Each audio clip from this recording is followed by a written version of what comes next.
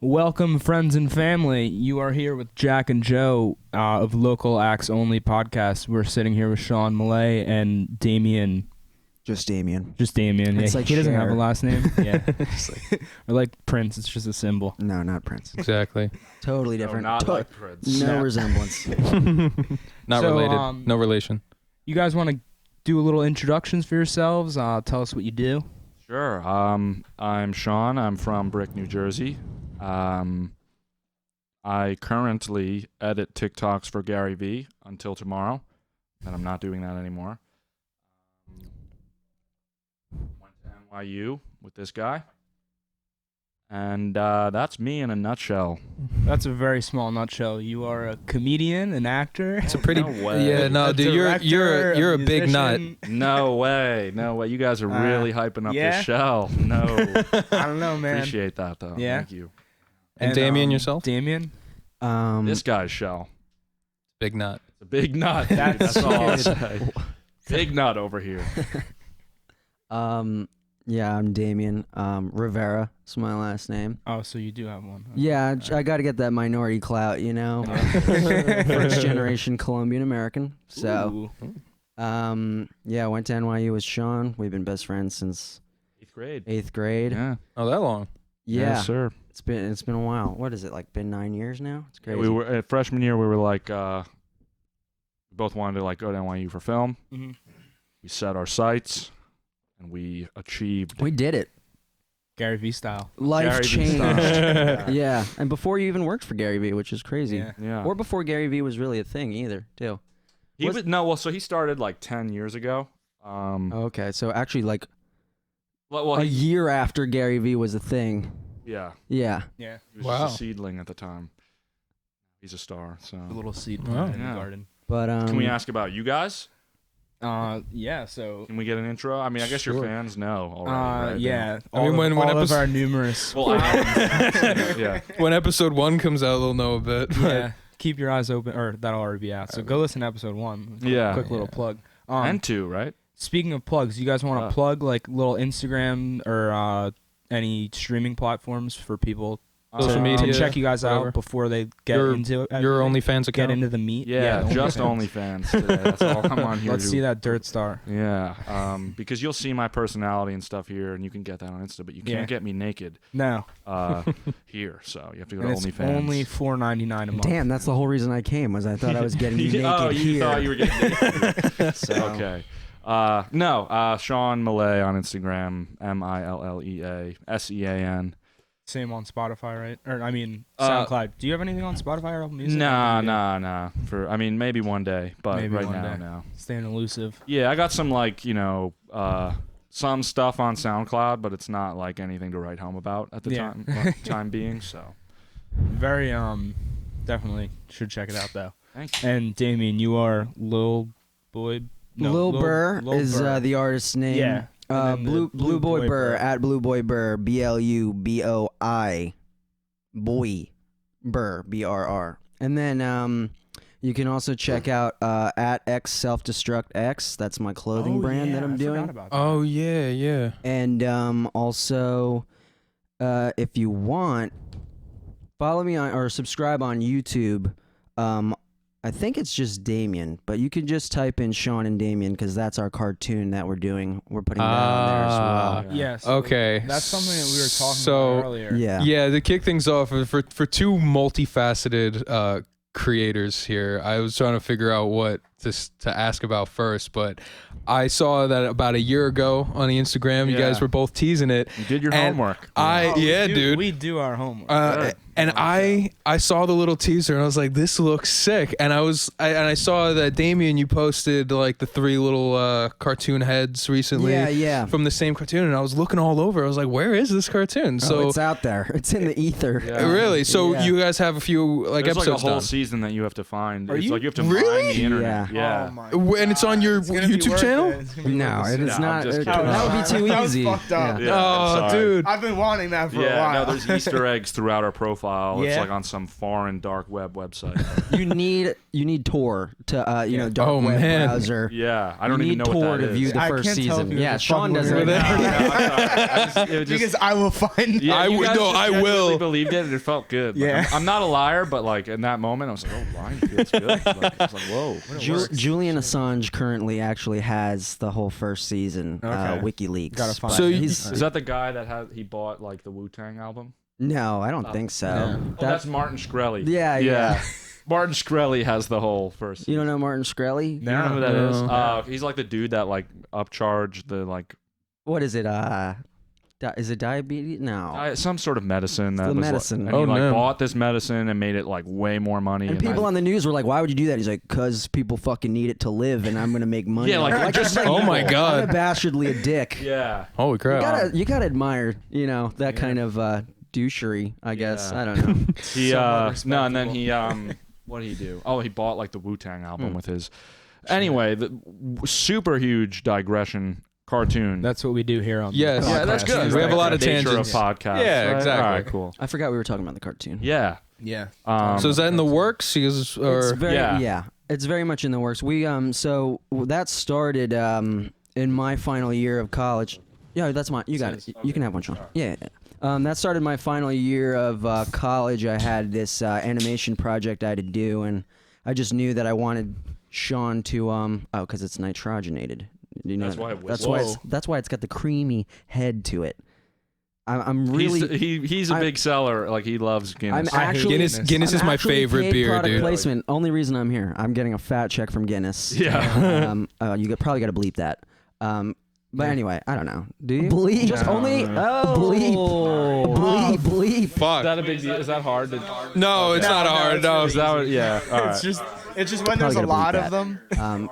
But anyway, Like The we base just did zone. before. The bass sound. no, but There's they're a gonna lot. beep it out. They're gonna beep it out, and now no one's gonna know where they work. So it's gonna sound like some Yeah. terrorist whoa. organization. Yeah, Like a We sleeper actually cell. work for ISIS. Oh, but Jesus, I fuck, can't You Jack. don't have to bleep that. Yeah, You don't have to so- bleep that, which Don't? is wild, man. That'll be. I recommend you bleep that. ISIS might come for us. Yeah. You gave a good tint. Bass zone. That was funny. That's fine. I don't care. If you listen to episode if one of they the find out through podcast- context clues, it's not our fault. yeah. Right. Whatever. Okay. Cool. That's on them. If it gets that big, then we don't need to work there anymore. That's a great. Yeah, To exactly. the point where True. they You work there notice. too now? No, we don't work anywhere.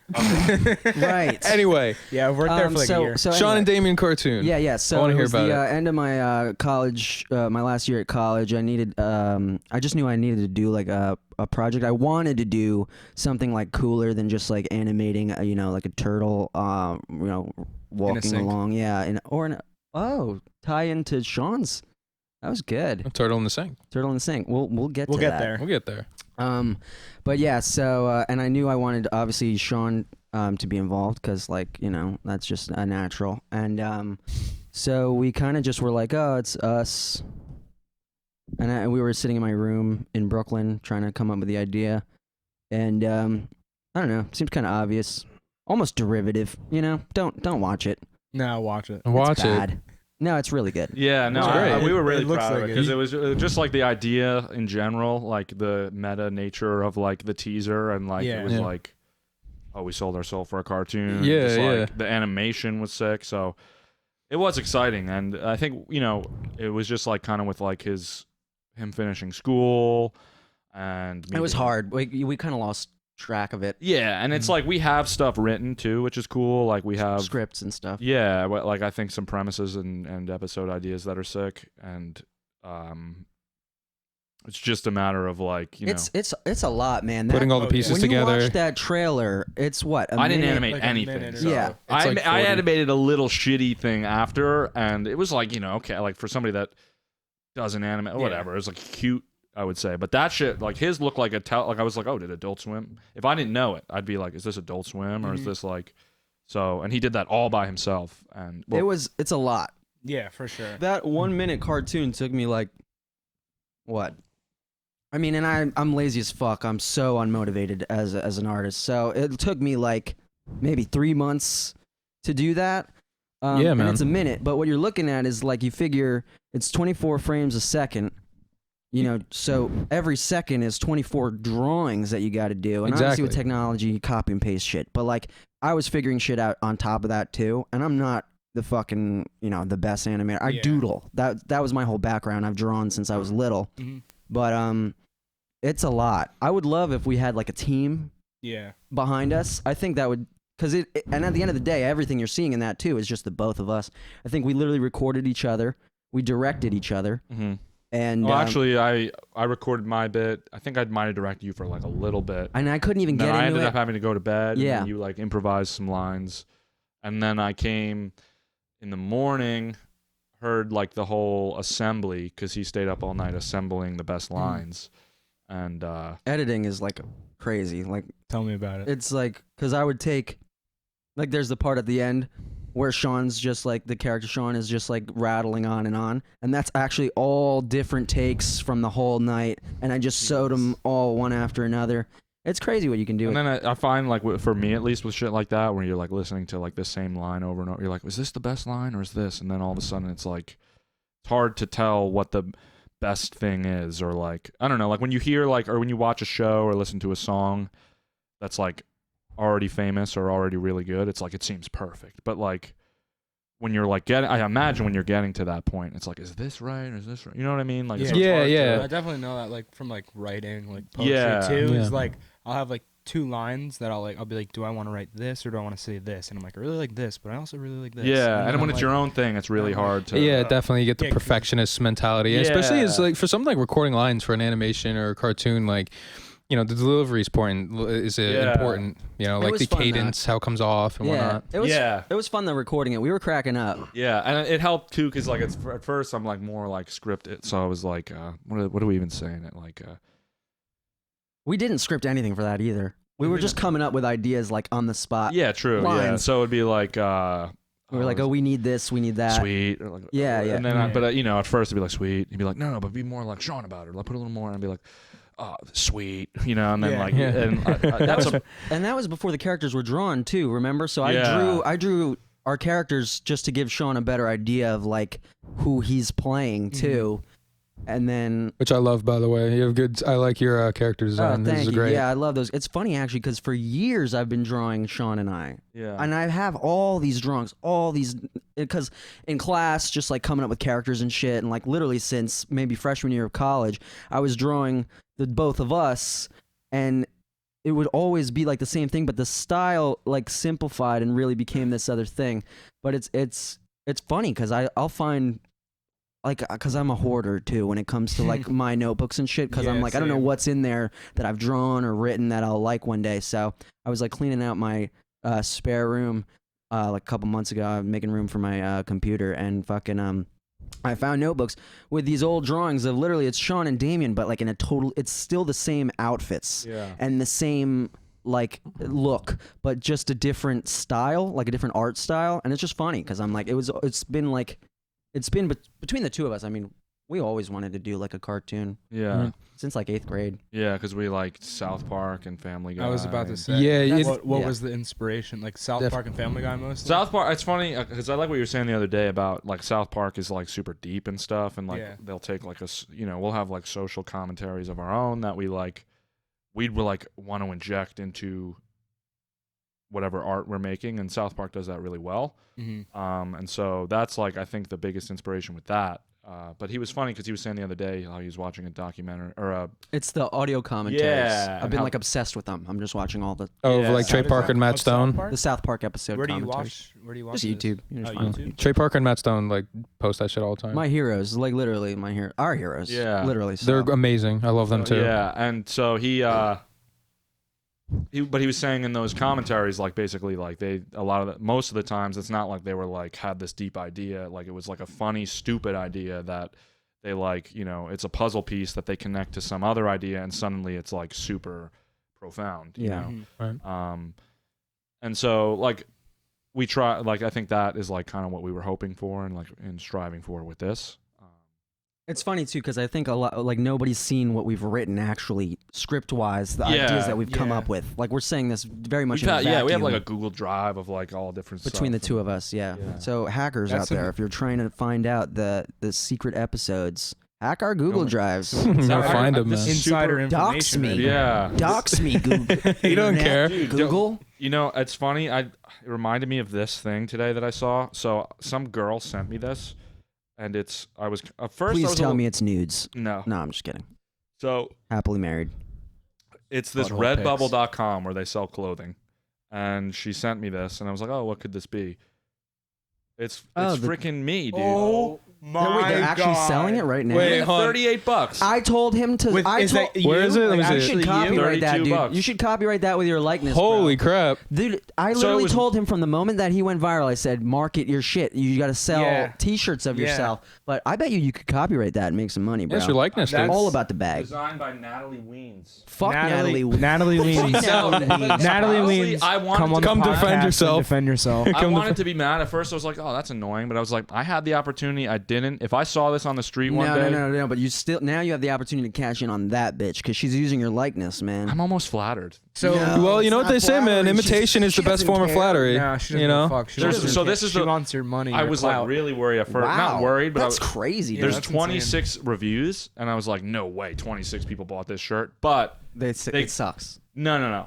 It goes back to like last year. They're like, so it's I not realized, even Sean when it comes. Oh, I'm sorry. No, it's all right. I was just gonna say it's a review of the shirt material. Uh-huh. Yeah. So Okay. nobody might have bought. I mean, I can't imagine people are actively like seeing this, like, "Oh, I love that guy." Yeah. Like, I'm gonna buy that. Like, So- I know what that is. yeah. For- Unless if I marketed, maybe like, "Oh, he's sell," but like to find, I don't know. But and so I took it as flattery because I was like, "Wow, somebody out there thinks they could profit off me." So for context, That for is anyone, wild. Yeah, That I is was like, wild. whoa. anyone who doesn't know who the TikTok famous Sean Millea is, Oh, you want to give a little background to your yeah, just like so- TikTok superstardom for anyone who doesn't know? Yeah, so I started TikTok.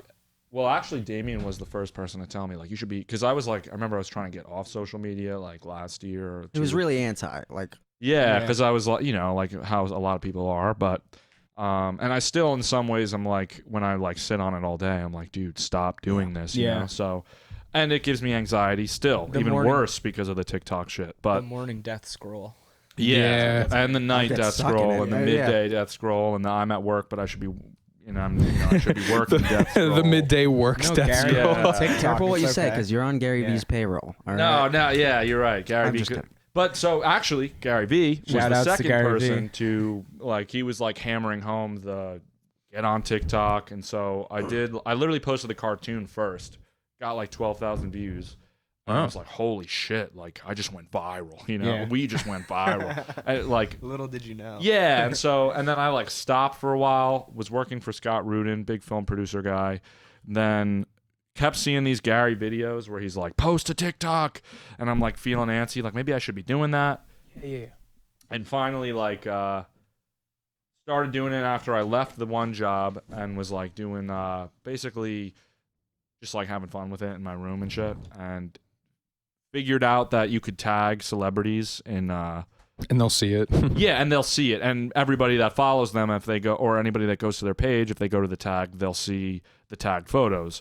But if it's like Billie Eilish, for example, she gets tagged a few times a minute, So you tag her, you're at the top of her tagged photos, but a few minutes later, you got to scroll to find you. But then I realized, okay, if I edit the photo, untag her, edit it again, tag her again, I'll go back to the top. So I was doing that for a while just to stay at the top, and I like posted a TikTok like, hey guys, isn't this funny? I'm going to do this all day. People were like commenting like, oh my God, it's still there. Like, this is hilarious. And then all of a sudden, like, there was another Teletubby, like me again, but I didn't post that one. And so I realized there was an account like Mr. Penguin that was also doing it with me. Made a post about that. Shout out, Mr. Penguin. Mr. Penguin, shout out. He's like, his real name's is Angel. Out the angel. Yeah, 14 years You're old. Sean's angel. Yeah, seriously. You got him hired by Gary V. Yeah. And he, so he was doing that, made a TikTok about that, said, look, guys, Mr. Penguin's helping me. How cool is this? Basically, I said, I'm not going to stop till Billie Eilish says sup. It was just like some random goal. At least acknowledges your existence. Yeah, basically, I was like, okay, like I'm on a celebrity's, like an A-list celebrity's top of her profile. Why is that cool? Well, it's because, like, it's her who should be untouchable and me in a stupid picture and on her profile. And so basically made a post, and all of a sudden everybody started helping me, And I was getting so much hate from like Billie Eilish fans, like, oh my God, like this is how we communicate with her, like you're such an asshole. And that was weird. And I was like, dude, I feel like it's not that big a deal. Like I was like trying to like look inward. I was like, am I doing a bad thing? Emotionally traumatizing Billie Eilish. Yeah. Emotionally unstable teenagers. Just That's- killing that's her what you're will doing, to create. And the thing was, like, I personally, I like Billie Eilish. Like, I didn't, I wasn't She's like, great. Yeah, I wasn't like, yeah, he's got more, I'm sorry. No. Just continue. I don't want to get on it. but, so then all these people are helping me, and I realized, oh shit, like, I was just looking, I like David Dobrik, and so I like his videos. I was like, he seems like somebody that would appreciate this. So I made a video more like formal to the camera, like challenging these kids to do that with me. And that's the other thing about TikTok is I feel like the videos to me that I make are funnier because I know my audience is kids. It's just like the stupid like shit where I'm like almost in some way like manipulating them into not in like just like do this for me because and they like think it's like a cause. I called it a cause. I was like, this is join Everyone, the cause. join the cause. Join the cause of guessing Justin Bieber's Twitter password. That one too. It's just like rallying these kids behind some stupid idea.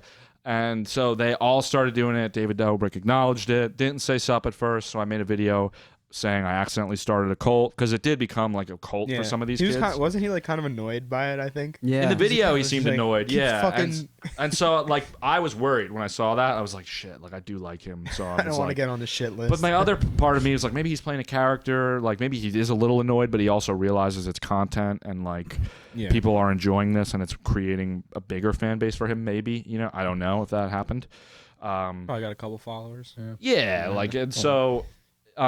He finally said sup. That's all he said. Nothing further than that. And so it felt good, but it was also like, damn, like no sort of haha sup, just like it was like like sup, leave me alone. It's like literally, shut the dude. fuck up. Yeah. so that happened, and then I ended up like capping it off with the Ellen thing because somebody reached out to me like, hey, Eric Erdman has like brain cancer.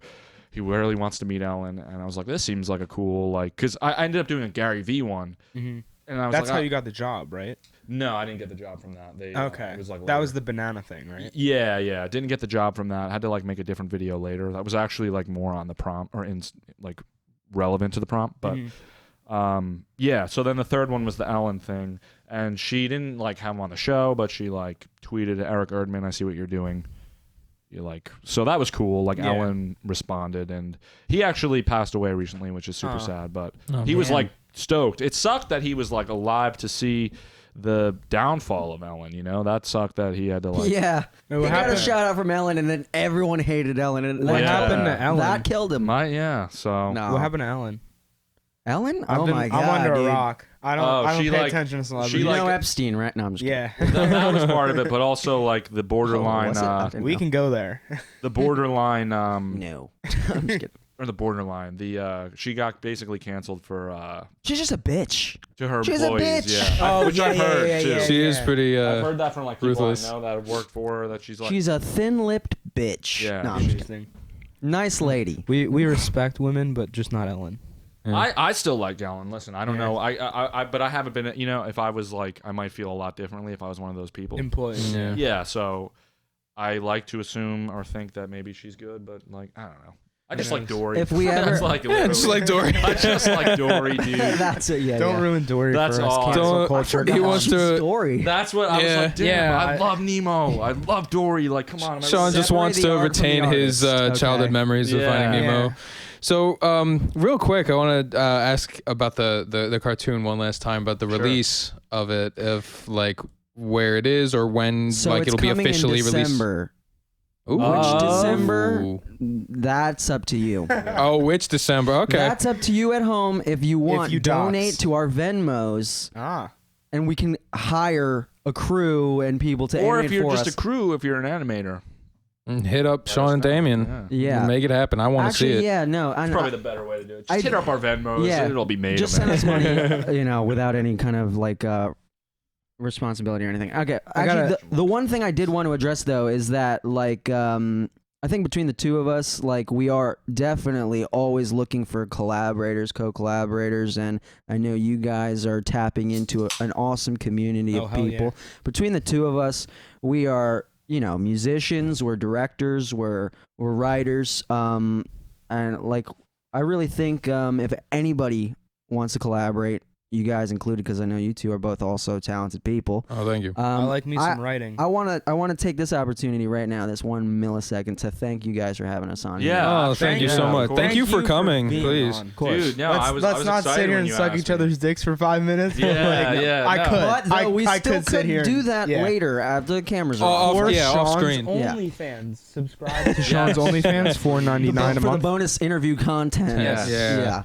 The behind the scenes. I take a Seriously, mic and though, interview his but seriously, butthole. and then on top of that, yeah. So I mean, we're both like, because we're also doing, and I'm realizing this when we were shouting out ats. We got the 4 hot guys. At 4 hot guys, yeah. What is that? So that's our You sketch. didn't do enough homework. Oh Yeah, shit! you didn't do Oh that. wait, no, 4 hot guys. Rob No, Ruggiero. I was thinking of like I'm a just different. kidding, I was thinking no. of like a different version of OnlyFans. Okay. No, Wait, it's that's pretty much it sounds that. like a porn site. yeah. It's pretty much that. It's Yeah. you two, Robert Ruggiero, and who else? Tyler Ventola. Tyler Ventola. Yes, I saw that. Yeah. Yeah. Those I are haven't our heard that name in a long-time while. collaborators. We've Yeah. been making videos since literally 8th grade with them, and so we're doing this sketch comedy. They're just two funny dudes in their own right and stuff. They're too. hilarious. Creative and Hilarious. musicians as well. Yeah. So. Yeah. Tyler is like one of the greatest actors I've ever known in my life. He's like Yeah. totally So good, so yeah. weirdly naturally gifted, and then So is the whole family. the whole family. I did a short film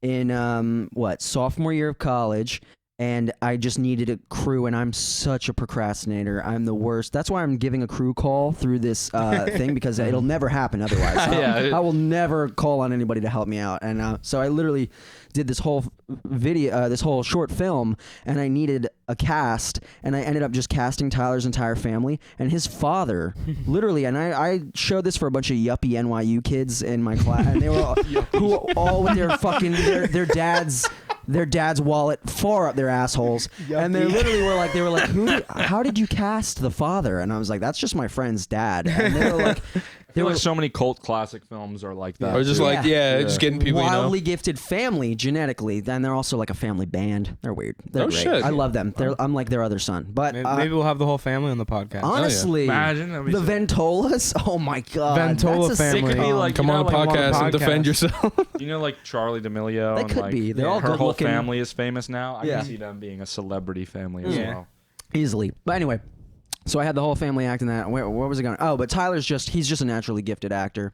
And then Rob is just like the funniest fucking. He's so funny. He's literally like Jack Black and like Adam Devine. I He's love like Adam Devine. great. Chris Farley. He's like the next in Yeah, that it's line. weird how all those guys are in like a certain category of Yeah. dude. Rob is that guy. They Rob have is a very very much that guy. specific Very like dugout of comedy. Yeah. Very much that guy. Yes. So it was very natural that we were like, I was like, oh, we should make a sketch group and a la the Workaholics guys, like, well, let's do something like that. Yeah, little So Eric sick. Andre. Yeah, yeah. So we're doing love that. that We're shit. doing that right now. So at 4 hot guys with a Z on the end. The only thing right now is Rob's father's having heart surgery. So I'm sorry to hear that. he's had it, and I think he's doing No, I well. don't think he's having it. No? He did? I don't think he had it yet. Okay, I don't know. All we're knowing is that Rob is currently quarantining for the sake of his father. So Right. 4 hot guys is temporarily. We're on hiatus, and our thoughts go to Mr. Ruggiero is a great guy, awesome family.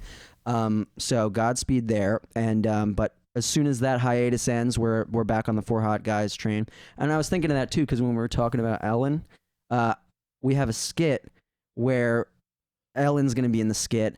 And Sean, our very own Sean Millea, is going to play Ellen, which I think is just a very fitting role. He yeah, looks I like do love Ellen. Dead I ringer, mean, man. Looks like Ellen. Way I wouldn't nicer. say you look like Ellen, but like Ellen looks like closer Sean. than Damien does. Ellen looks like Sean. Ellen looks No, like- wait. You got to see this photo. You could throw it up on the podcast. Oh, yeah, we'll throw it up. We'll there, throw it yeah, up. throw it up there. right here next we'll to my cut head. to it. I Tinder Right man. there. I gotta Right say, here. man, if Right here. if 4 hot guys is doing like mainly inspired like Workaholics type sketch comedy groups, I'm gonna be watching that like a hawk. I love Workaholics. I would love to That's so Oh my rad, God. dude. he's gonna send it to you. I was there. We'll I was there. throw that up. I was there when you took when You you can took try. that. Well, you send it to us. We'll edit it in. We'll put it All in. Sean, I was there when you I'll took shoot that. it in Remember there. that was the when you worked for. I interned at the a Gotham Comedy Club. Yep. What a waste that was. Yeah. Dude, it was just some guy's bitch. Literally, he uses the name to like. I feel bad because he's a nice dude, and I hope he never sees it. No offense. I hope the podcast does extremely Whatever, man. well. You just hope it doesn't reach this one dude. Truly Yeah, not this people one see guy doesn't hit because he's a him. nice guy otherwise, but dude, like, would just like I wasn't there for this day, but he had the other interns move out boxes of his aunt's house that died. Like, what does that have to do with comedy or learning about comedy? man. I mean, don't get me Dude, wrong. no one cares about your aunt. If you turn around, like, he's a big booker, I guess. So if you turn around and ask him questions, like, I would do that. He made me go shopping with him at Jeez. at Whole Foods. And so like, not everybody knows to do this, or was willing to do this, but like, I'm shopping with him, and I'm like, so tell me about this comedian, or tell me. So I'm like trying to, like, you know, Learn. He's Get like, some dude, knowledge hop from on this that dude. dick. He's like, yeah. But he's like kind of just like, you know, like, he's like, I don't know, he's just like what would I call it? A con artist? No, like kind of like a bus driver mentality, just like not a whole lot there, but just a nice ass dude, Yeah. like Funny dude. funny and good at impersonations, and like he knows about joke writing and stuff. So I'm not like ragging on him. Like, Right. you know, there's some great bus Yeah. drivers out there. So Oh yeah. Shout out to Mr. J. Driving Really? bus I had a number mean 1. bus driver, Tony. I had a mean one. If too. he sees this, I don't care. He was a douchebag. Fuck you, Tony. All Yeah. my bus drivers were nondescript white ladies. Well, I can't Yeah. really recall I had one one that was really nice. single element. Actually, white lady bus driver. The only bus driver I ever had was this like old dude who looked like he was sculpted out of Play-Doh. Like that's the Yeah. only bus I ever had. This is what I call a tangent. Yeah. What kind of bus So- drivers we had? But so while we're on the topic of comedy, you want to talk a little bit about your Absolutely. comedy career? I don't Yeah, know. I mean, What that's like. we started Or- doing stand up. I was gonna say, are you into comedy as well? We were doing. You can talk about it honestly. Yeah, I mean, we did it a little freshman year, but not nearly the amount that I have like a tattoo from the comedy cell. Like I want, and I Really? still want really? to do stand up. Yeah, that's like a dream of mine. Is Stand to up Yeah. start is stand doing up that is and get cool. into It's a grind, It and is I a don't know, grind. it's something dude. that So- we were willing to grind on. Yeah. Also It's in something New York, like- because we were living in New York trying to do It's the stand up. best. You think like, oh, like you show up to an open mic and it's like you just cut your teeth, but you have to show up and spend money to. And then you have go to, on Yeah. stage. if you Really? want to be like a, It's like a pay to play. You have to pay to play. And How it's- much? Well, it would be like you have to. There's free drink mics, minimum, but they're and like, they're horrible though. Because remember, well, yeah, a lot of them you'll go. and Sean they'll did it be- way more than me. I think because I'm just like a fucking I'm a results person and I just want results right away. It's not my medium because I would go and I would do like some risky ass fucking material because Yeah. I just grew up with South Park, Yeah, like literally same. from the first grade. I had a season 3 Lucky. box set DVD of South Park. So you just have like a fucking mentality. I'm gonna say what I gotta say. I I wasn't allowed had to watch I would till go and sixth tell grade. some of the most fucked up jokes and arguably not even funny. I was just trying to be like, and I would get jokes, but I mean I would get laughs, but it was risky, and especially in Yeah. New York at the time that we were in school. Yeah. A lot of dead silence, and I was Yeah. sort of like, well, it's not my medium, you know what I mean? You gotta But, have guts to do Yeah, that you gotta shit. bomb. I'd have Get good good. nights, you know. The good nights feel great. They Yeah. feel They- it's the such bad a feeling, ones, dude. really. That's I mean, But the it's a bad high. nights feel bad. Yeah. Oh, Although yeah. you get used after you've had enough good nights, the bad nights don't feel as bad. Or after you've had enough bad nights, I should say, the bad nights Yeah. don't feel bad. You can kind of like get comfortable in the silence. But and then if you don't go for a few weeks and go back and bomb, you're like, wow, I'm a piece of shit. Yeah, You it's need to very bomb to disheartening. get better. you Yeah, know? It's I mean that's demoralizing. everything in life. Yeah. The Yeah. whole Like, the you gotta whole suck medium at is shit just until about you're how good. much demoralization can you take, and are you willing to stick it out? Right. And I mean, I don't. Yeah. And I think- Sean did it way more. Yeah, and Sean- I think like I respect the hell I like to the idea that I want to do it eventually. Like I might not, and I know it requires like it's like almost you don't want to disrespect it in that like I'm a comedian, I'll do it one because like those guys like grind. It's like Yeah. saying you're like people are mad at like Logan Paul for like he's about to fight like Conor McGregor or I'm something. over the I can't deal with that. yeah, but I heard about that stopped though. paying attention to the Pauls, like, some years sometimes I ago. like them. Like or Logan, I think it's a funny dude. But people get pissed because they're like, dude, people. I saw a Facebook post today from a boxer because I used to box like a little, and the kid was like, dude, like fuck Logan Paul, like doesn't work at all towards the like being able to be a boxer and suddenly he's going to have a fight with the biggest guy. What a mentality, but just as another tangent, what a mentality where people see somebody with an opportunity and go, oh, he doesn't deserve that opportunity because that's not his lane. But it's like he's worked for this platform. Yeah, I would agree. That's That's what I felt too. It's so funny. The community of like, it's more like it's like if it's not me, then it's not Same moral. with Addison Rae. Like, she's gonna be an actress in a movie. Like, and people are like, oh, fuck her. And it's like, well, she built did it. Well, You could have did what she did. She found a platform, built it, and she capitalized on that. Wow, like, don't be mad at her. Maybe be mad at the people that gave her the opportunity. Right. Maybe be mad at that. Yeah, if you have to be mad, but be mad at yourself for not fucking like just getting doing on TikTok it. For not doing your own just shit. doing Yeah, it. that's If you had something- a sorry, Jack. That's something. I mean, I want to circle back. Like the first thing that I wanted to talk to you guys about was like mentality and like your mentalities towards your like grinds that you have. But we'll circle back to that. But what I was gonna say was, I was talking to my grandma. Actually, my grandma texted me and she sent me this like Shout out Jack's grandma. Shout out Karen Yates. I love you. Granny Yates. She sent me this thing and it was like Charlie Puth, like his like Netflix thing.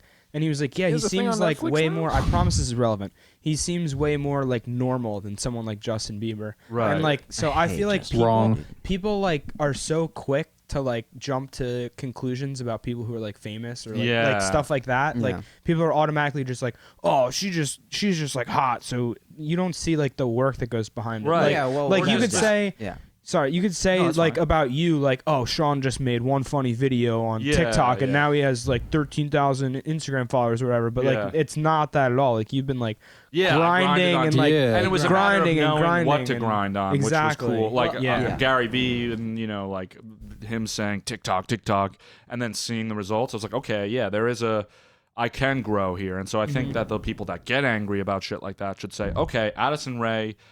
Like, how can I commodify myself? Well, build a following, and then you'll be able to get an acting role more easily because people will make a movie with you because people will watch that movie just because Addison's in it. Right. Just because someone recognizes and seizes an opportunity doesn't make them an asshole. Yeah, and I think what also, honestly, and this is another part, and it's something that I'm glad we kind of circled back to Sean's TikTok, was like, I was telling Sean, like, you should do TikTok. You're great at TikTok for a good year, like, before he actually did it. He didn't even, well, you said TikTok and you said social media in general, you should be making stuff, like, putting your personality. But I knew, because I was, like, on TikTok just because I knew it was, like, sort of the new Vine. And but I was saying that, and I think the one thing that even when you kind of blueprint out your like skyrocket a little bit is kind of ignored and kind of lost upon the medium is that Sean and people like Addison Rae and these people, they have the capacity to do that. And it's a very real thing because like you know, you can talk from your fucking couch and from wherever the fuck you're sitting, but unless you have the actual, like, I was Everyone's a critic. I was saying to Sean, you should go on TikTok because I know I just don't think I could do that. It's not, I'm not like, I have not the charisma nor like the outgoing nor the mass appeal. I just know that. Just and Sean, what Sean is also able to do, like, he's naturally fucking hilarious. Like the reason he's my best friend is because he's the funniest fucking kid I met in my entire life in eighth grade. That's all you're good for is making us laugh. That's Sean. it, man. And Fuck other you than that, otherwise. fuck this guy. No, Get out of here. You're not Just making a us clown, laugh. dude. Get out. no, but he's got not only the don't need charisma Damien. and the wit. I mean, because the way Sean talks about it is like he had this whole like sort of different way of looking at TikTok and different way of looking at the interaction, but he also had the charisma to do that and the actual ability to be on camera and be a character, and not even just be a character, but be personable and, like, you know, people want to interact with what he's putting out there. Right. Exactly. So say what you want about an Addison Rae, say what you want about a David Dobrik, and I've got tons of shit to say about David Dobrik, Sean. I'm not a big David Dobrik guy, Yeah, me neither. but the guy's just got the fucking natural capacity Got to like do that that shit. it factor. So like, it's an it factor, but it's also just like a personality type. It's like I'm able to It's kind like of, how Rob fits into the Jack Black Yeah. category. David Dobrik fits into a certain. it's a personality type. So I mean, like, it's funny because like people will knock these and it's you did the Riff Raff collab with T-Pain. Yeah. Which I saw that. sort of like I forgot So about I'll that. talk- Did you not see that? So Oh a my lot god. of the things I we've think touched on, I hope to be making vlogs about, because like I think especially with the Riff Raff thing, which is like pretty open ended, and I'll talk about here too, just in case people are like, I don't know if they're curious, but that didn't pan out. I got the opportunity because of TikTok. Really? Yeah, it was like, And it's not even like you fumbled it. It's like I think everyone wanted different things in that whole. From yeah, it what was I a weird. Wait, so was very for weird. people who don't know, because I don't think I'm familiar with this. Yeah, song. Did you not see that? Oh my And god! I like. Yeah. I was did qu- do I- your homework. I Sorry. stalked the I was shit like, out is of this your real? shit, Did too. like, It was real. Oh my God. And that's what sucks because I need to make this vlog so people don't think I just lied to their faces. This will help. Hopefully, Yeah. whoever This sees will this. clear the air. Yeah, Corroborate your story. Yeah, so basically, I had an idea. Nice I wanted to alibi. like do a TikTok like where I kidnap a rapper and make them like this would have been a perfect setup and like tie them to a chair and make them rap on a beat so I'll get famous and it'd be like them rapping like like I want it to be JID. Do you know who JID is? He's like a sick up and coming rapper, and so he's just like lyrically really sick. And I want him to be like, "Please help me, I have been like just super explaining that he was kidnapped." I thought it'd be funny, but like rapping it, yeah. yeah. And so I told somebody about this idea, and they were like, their brother manages Riff Raff, and so they were like, "Oh well, let me see what I could do here." And the guy was like, "Oh shit, would he want to be on Riff Raff's album?" What? He was like, "Yeah, we'll get him an open." First they said we'll get him an open spot, and it'll be like. And first they said it would be an 80s album, so I would be singing. And I was like, oh, like in my mind, I believe musically down the line when I'm good enough, like I think I can make some cool things. So, but in my brain, I was like, this, yeah, I'll try. I'm not gonna say no to that opportunity. Yeah, of You course. say no to Riff Raff. Yeah, they- seizing an opportunity. Kind of wild. And it's so- funny because for years I was listening to, because I love Riff Raff. Yeah. And I would show Sean Riff Raff's music like when we lived in Brooklyn. But it's just weird how like you put Things things connect, out in yeah. the ether, right? And they come back. Yeah. Yeah. I like Riff Raff, but I hate his like the way he types. What the fuck are you think talking the Is it about? all One video, caps with the everybody knows lowercase is eyes or funny. something? It's all caps with lowercase eyes, and I Yeah. just like when I like Really? see it on the feed, it just like bothers Yeah. me. I didn't never notice that. Kind of some marketing genius, though. Yeah, a little I bit, guess. though. Yeah. It's like something unique that stands out. Yeah, like But pulls in your you were eye. saying like Sorry, yeah, No, sorry, my sorry, bad, go my ahead. bad. No, so basically, so they sent me a song, like a rap song, and they were like, my friend, the kid was like, I think that's T-Pain on the song, and sure enough, it's T-Pain rapping. He's like, you made a mistake. Yeah, he does And- the hook. He's the Yeah. hook on it. Yeah. And so then there's this open spot for me to rap, and I'm like, oh my god, like I don't like I made joke raps with Damien. Damien's a good rapper, a really good rapper. We So- we freestyled all through college. yeah, We had they a were bunch always of good. friends. I get nervous. I'm like like I We keep were choke. listening to the one that you had on your SoundCloud, or one of, I'm not sure how many there are, but the, Yeah. like second one down maybe earlier. Mhm. Is it? Did he rap in the beginning? I think so. Yeah. Stiff lip. forget. Yeah, stiff Yeah, lip. that was one. Yeah. all off the top, So yeah, he freestyled that. I wrote mine. which he isn't a freestyled. brag because it's like a gibberish. No, but he sound. In my opinion, Yeah, no, he sounds like sound X, like X, natural XXX. kinda. Mm. But anyway, so dude, Rest in Damien wrote, peace. No, I'm helped just me kidding. write I one don't like thing. I didn't really write a lot of it. He wrote most of it. It was really cool, but I felt like I was like, I just want to feel like I just want to like write my own thing, and so I like went for like I'm not even kidding. Like, well, first the guy was like, we need something by Monday. I was like, what? So I sent this thing that. It was weird. I mean, because you were in communication with Riff Raff's manager, and at one Yeah. point they had Riff Raff send over some video footage for the TikTok, but they Yeah. wouldn't send a video. Remember? Yeah, the Riff Raff won't do videos. He was but he kinda sent like me a voice memo. a little prima donna-ish, but anyway. Yeah. So, but like, go on. So you're And so basically, I'm almost positive is that it was like, oh, TikTok, like right now, TikTok, if you're a musician, if you're trying to get your music heard, TikTok is like a golden ticket word. Like if you're in a studio, or if you're in the label, or you're in like a big studio or whatever, and you say TikTok, they all turn. They're like, that's the thing. And so they saw my ability to go viral. They're like, well, this kid will make his album go crazy. And so I sent them something that like Damien liked, a few of my friends liked. They're like, this is pretty sick. It was really good. The thing that actually Sean recorded, I was like, well, that's fire, dude. But personally, I was like, well, first of all, I didn't like the song to begin with, but second of all, the like song my was bit- kind of shitty. yeah, and kinda that's the shitty. other hard thing is I'm sitting there every day trying new shit, hating it. I'm like, well, maybe it's because I don't like the song, so it's hard to make something I'd want to listen to, and so I had so much just. It's still on my computer, just like so many things. Sent it to him. The guy wasn't very like I don't really even know what he said, but he's like, we'll send it to the mixers. We want it to come out in September. Never heard anything about it again, and honestly, like I was kind of happy because I was like, He might still be on the next Riff Raff album. I have no idea. Oh, so you just don't know? Like if They Riff Raff never comes, told me. if They Riff never Raff just told comes me. out with a new album, Sean Millea And might just be on it. Yeah. And so, but I won't like. I wouldn't want to Like I wouldn't even promote it, dude. It's like, not Sean Millea. It's like all caps Sean and then the I. I would is want it to be lowercase like- I see. I and then Yeah. Well, if you guys listen to Riff Raff's new album in the future and Sean is on And it, Sean's then on It it. would be You your heard it here mistake. first. Story was here's broken why. here. Yeah. This And is- I don't know what you I'm heard allowed it to first say, here, but they local didn't acts make me only. sign anything, so I'm like, I want to like talk about it. Yeah. But I'm like, I don't know what I'm allowed to say, but I didn't. I mean, they didn't make you sign a contract. Or anything, Yeah, so like, all I know is like, yeah, T-Pain's on it, rapping about basically, and that was the cool thing too. Was like he's rapping about basically you made a mistake, and the person he's talking to is like somebody witnessed him kill somebody or do something wrong. So we were like, oh, like should it be Sean's the witness, and like he's like, So I'm being like T-Pain's talking to me. Should I be like his henchman? Like, yeah, you did make a mistake. Like,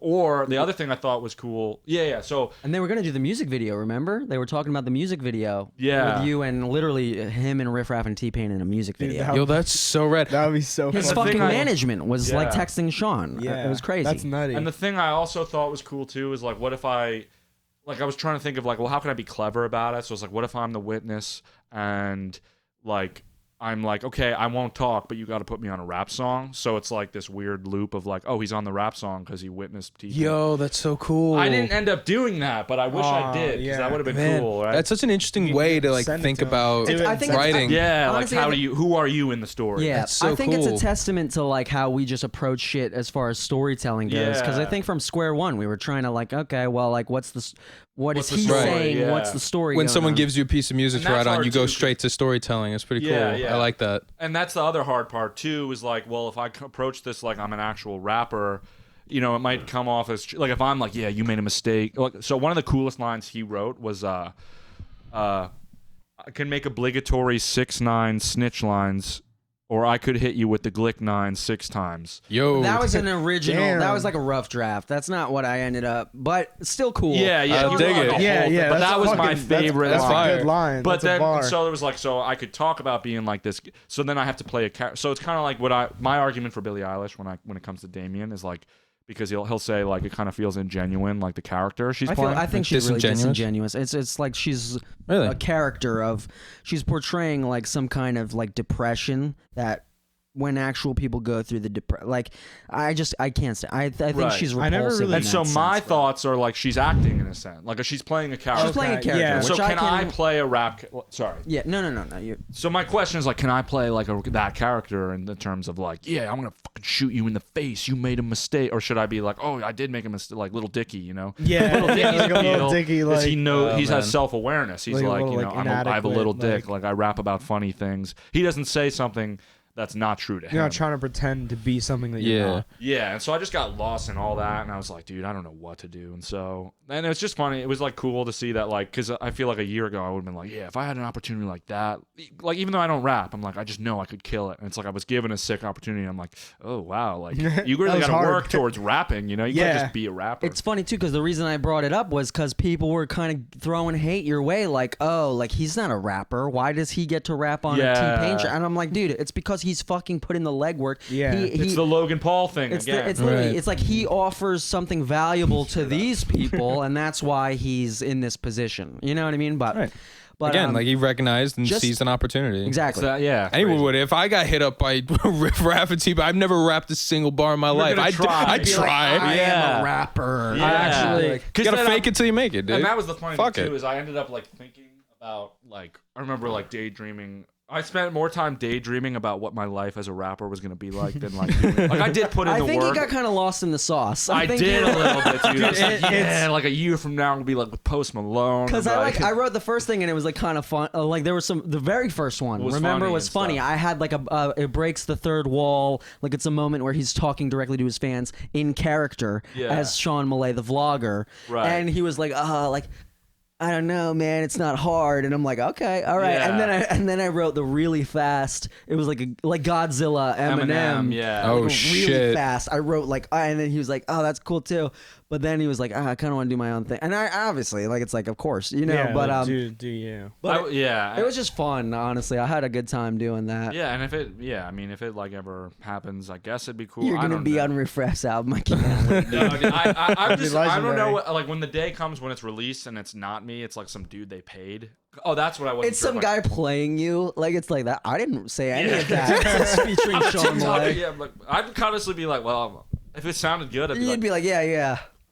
okay, I guess. But they Cool have for the like, clout. I mean, yeah, they have like fart sound effects playing during Yeah, your like thing they're because you're like a making fun of me. comedian, like, and they just make you like really hokey, and you're just like, oh, the Oh fuck. my god, I don't. And they just have that somewhere. I don't know. They just have your shit They somewhere. have it in the T-Pain vault But here's what I'll say. next to the T-Pain app, which Yeah. by the way, There's a thing. There's a the T-Pain greatest app. app. Do you not recall? Dude, he is a Dude, but T-Pain had the musical app. genius. Or it makes you sound like T-Pain, right? It was the auto tune app, and you Right. just had your like headphone mic, and it literally was. I had it on my like iPod video or something. No, iPod missed Touch. It the had to be wave. iPod Touch. Yeah, yeah. Had to be iPod Touch. But it's the T-Pain app, and I honestly think he should do something with that again because he's falling off fast. No, it's Oh, weird. T-Pain. Not until I did this did I start seeing T-Pain everywhere. T-Pain is actually a Twitch streamer now. I saw No that too. shit. Yeah, he does He's that. Is going that big on true? TikTok. He's playing No, Among he's Us, like, yeah. And he sings for the Wow. intro. He like sings and stuff like that. Yeah. He's got a good voice. He doesn't need auto. Oh, Have you yeah, seen his people Tiny realize Desk? Everybody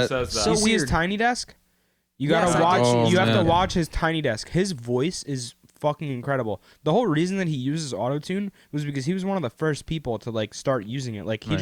was just using like it as like a brand now. cool Yeah. sound. It was a style thing. You know, yeah, it was his style. Like he wasn't like trying to like make his voice sound better. Like He just Yeah. liked the sound. he just of liked autotune. the sound. my of man's autotune. my man's got And then- pipes. Yeah, and he then- can sing.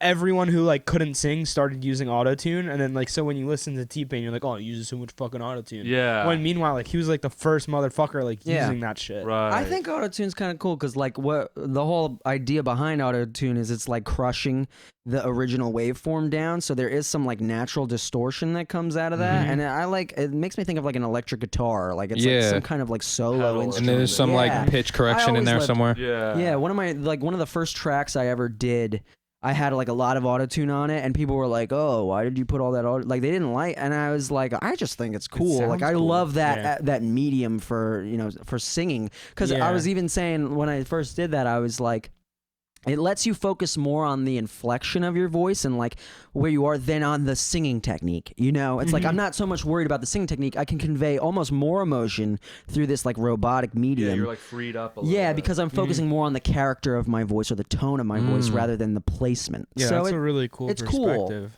but yeah. then you see somebody like T-Pain who's like literally like a virtuoso singer, amazing singer, and you're like, it kind of makes sense though. Yeah. Why somebody? You would do ever that. experience like when recording or using autotune, like the idea of like, purposefully singing like kind of incorrectly? Like I have some friends who make some like rap music, like trap stuff. Yeah. They got inspiration from like Blade, like Drain Gang shit. I don't know if you guys know who I don't those know. are. No, I don't know. Swedish like vaporwave dude, That's cool. crazy cool. But Vaporwave's cool. yeah.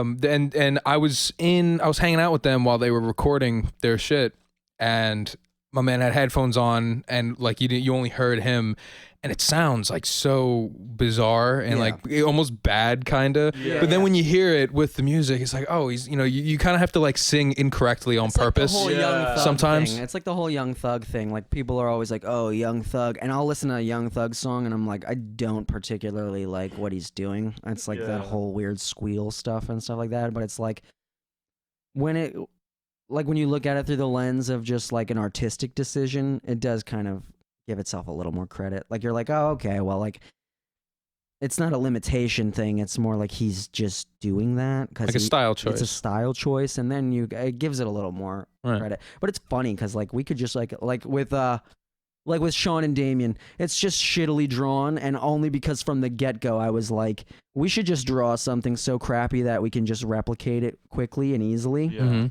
I wanted it to be like something I could just draw out, and it's like, oh, it's a stylistic thing, and Yeah. Riff Raff's font. it is like Yeah. Riff Raff's font.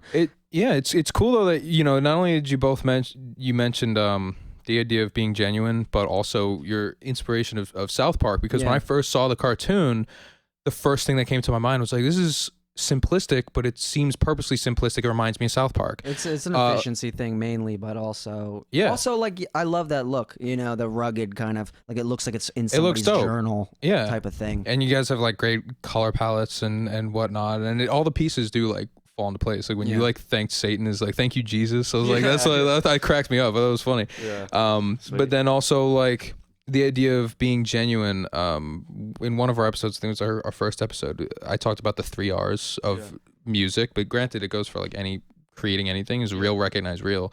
And you know, you can have someone who doesn't know anything about music whatsoever in any way, shape, or form, or isn't a musician, but they'll listen to something and you can just kind of feel if it's genuine. Know if it's good, or if you like it or you don't. But yeah, that is an interesting kind of thing. Like, it's like, which is like, it's cool too, just because like, especially it's just, that's I think with like, obviously too, like I'm like new to music in that like I've actually like put effort into it like only as of like the past few years. But when I try and make music that's cool, like I feel like it's harder than like being funny. Like funny, it's like I'll get a few. I don't know. With music, it's like you can show somebody something and it might not be their taste, but there might be like a whole audience out there you don't know that would like it. And I mean, that's how comedy is too, kind of. No. Yeah, no, it definitely is. And I guess I don't know. I think like maybe because I've like just been being funny my whole life. Yeah. I think like I'm trying. Yeah, trying Not to be succeeding. Yeah, trying to be funny my No, whole I'm life. just kidding. Get your head out of your crotch, dude. No, yeah, so I like warmed up that muscle has been built, I think. With the music, maybe it's like I still need to build that sort of thing, but it is just weird like how one person can love a song and then like because I'll love a song, I'll show him and he'll hate it. I'm like, dude, what is it going on in our brains that's just different? Well, for the most part, what's funny about our relationship, at least, is like when we met, we shit. clicked on pretty much everything. Yeah. I mean, as the years have gone on, I think we've probably grown into a little bit closer to individuals, I think, from each other. But like from the beginning, we were like, I think on the same page with music, comedy, the whole 9 yards. I always feel too like I'm a little behind you with tastes, like because South Park, he was like huge fan of. I liked, and then like I kind of got into it more. Beatles, he loved, and I didn't start liking the Beatles until like 2 or 3 years ago when we were at Skillman. I listened to like all of it, and I was like, whoa, this is sick. And so Bob Dylan, even now, I'm starting to listen more of him, and he's like a huge. That's Bob my Dylan. hero, Bob Yeah. Dylan. You got me into the Beatles. Really? Yeah. You were always posting Sgt. Pepper's or whatever, and then you were like, "This is like the best album. Like, don't argue with me." The Yeah. Beatles And I was were- like, "All right, I gotta listen to this album." And then maybe I like not messaged Sgt. you, and I was Pepper's like, White Album, "Dude." probably, but the Beatles. White Album, yeah. The Beatles were. That's all my father. My father exposed me to everything that I like today. Was him. He would just like he got me an iPod when I was little, and he would just like randomly when he would update the software or whatever, he'd throw on. He's like, "Oh, I put on Bob Dylan for you." That's how I discovered Bob Dylan, and that pretty much that was a huge cornerstone in my life. The Beatles were a huge cornerstone in my life. Music. It's funny because I think comedy was always a natural thing. I think I was always a class clown, and that's why I gravitated towards Sean. We were both class clowns. Mm-hmm. But comedy was more like a personality thing, whereas music for me is still just like it's a life thing. I feel like anyone would say that. Anybody who loves music, most people. I'm enjoying it a lot more. Like now, when I have the free time, because like lately I'm like I gotta put in effort into TikTok or like because I want to keep the momentum. But like music is like as I've gotten better, especially it's like way more because you could just sit down, make something, and you've made it. Like with like TikToks and filmmaking and like you got to get other people involved. You gotta like film it, then edit it, then have the idea. But you could just sit at a piano, make some shit, sing out some lyrics that you're feeling, and it's like and it's immediate like creative satisfaction. Yeah. And it's funny because there's variables all within the medium because then you've got those pop stars with 40 people writing the song and all this work goes into it, and it is like almost like a film tier production. True. But it's funny because from the very beginning we bonded over music because Sean had been playing guitar. You played guitar for a long time. Yeah, but so the thing with the guitar is like I never really practiced, but like I could do some play like Over the Hills and Far Away, just the beginning, and like Stairway to Heaven, and then once I Smoke on the I Water. remember he was really good, even 8th grade, and I was like nervous to like finally show up, like have a guitar and around him because I was like, oh shit, I gotta show him that I'm not that good. But then once we moved in together, like in college, like our beds was like from me to you, and so he really helped me get like. And we circled back because we were talking about how Sean, you learned piano in the past 3 years, and that was literally because we. But like you always fucked around because he has a piano in his house. Yeah, I did. Like you had a piano in your house, like from. Yeah, like the childhood, literally. So I could play like before the 3-year mark that I've like, or 3.5 years now that I like have been saying. I could play. You know the yeah, Beethoven- remember or is that Rondo alla Turk? Rondo alla Turca, yeah, Mozart, I could yeah. play that, and then I learned the sonata song, like Beethoven's. Moonlight Sonata. Oh no, that one I learned like A little closer. that one I learned like that was like the second class. So I learned like a Mozart one from YouTube videos. And then so this guy, I took like 30-minute lessons at NYU. And it was like 6 classes in total, but he told me how to read sheet music, and like not well, like obviously it takes me forever. But there was a guy, basically I was like, well, what's the song I want to learn the most? And there was a guy like, you should there was like a YouTube video, like if you want to learn, like, set a goal and then learn everything you need to play that song. And so actually what happened is my friend Moses was like, this is the hardest classical song there is. It was like this Beethoven song, Moonlight Sonata, the third movement or whatever. He's like, I remember I tried learning it, I couldn't do it. And I was like, oh, you couldn't do it. And that's what made it the hardest. Is was that like the one that's Moses on your tried it. He's like, Instagram? that's the hardest one. Yeah, No, I'm just what's kidding. that? Is that the one that's on your Instagram? It's like the quick one. On your Instagram? I have 2. I have Claire de Lune and then the Moonlight Okay, Sonata. there's one that you post on your Instagram that I watched. I the video archived the recently. one because I like got better at it. And I was like, I don't want to put this, but it's Yeah. like this quick song, right?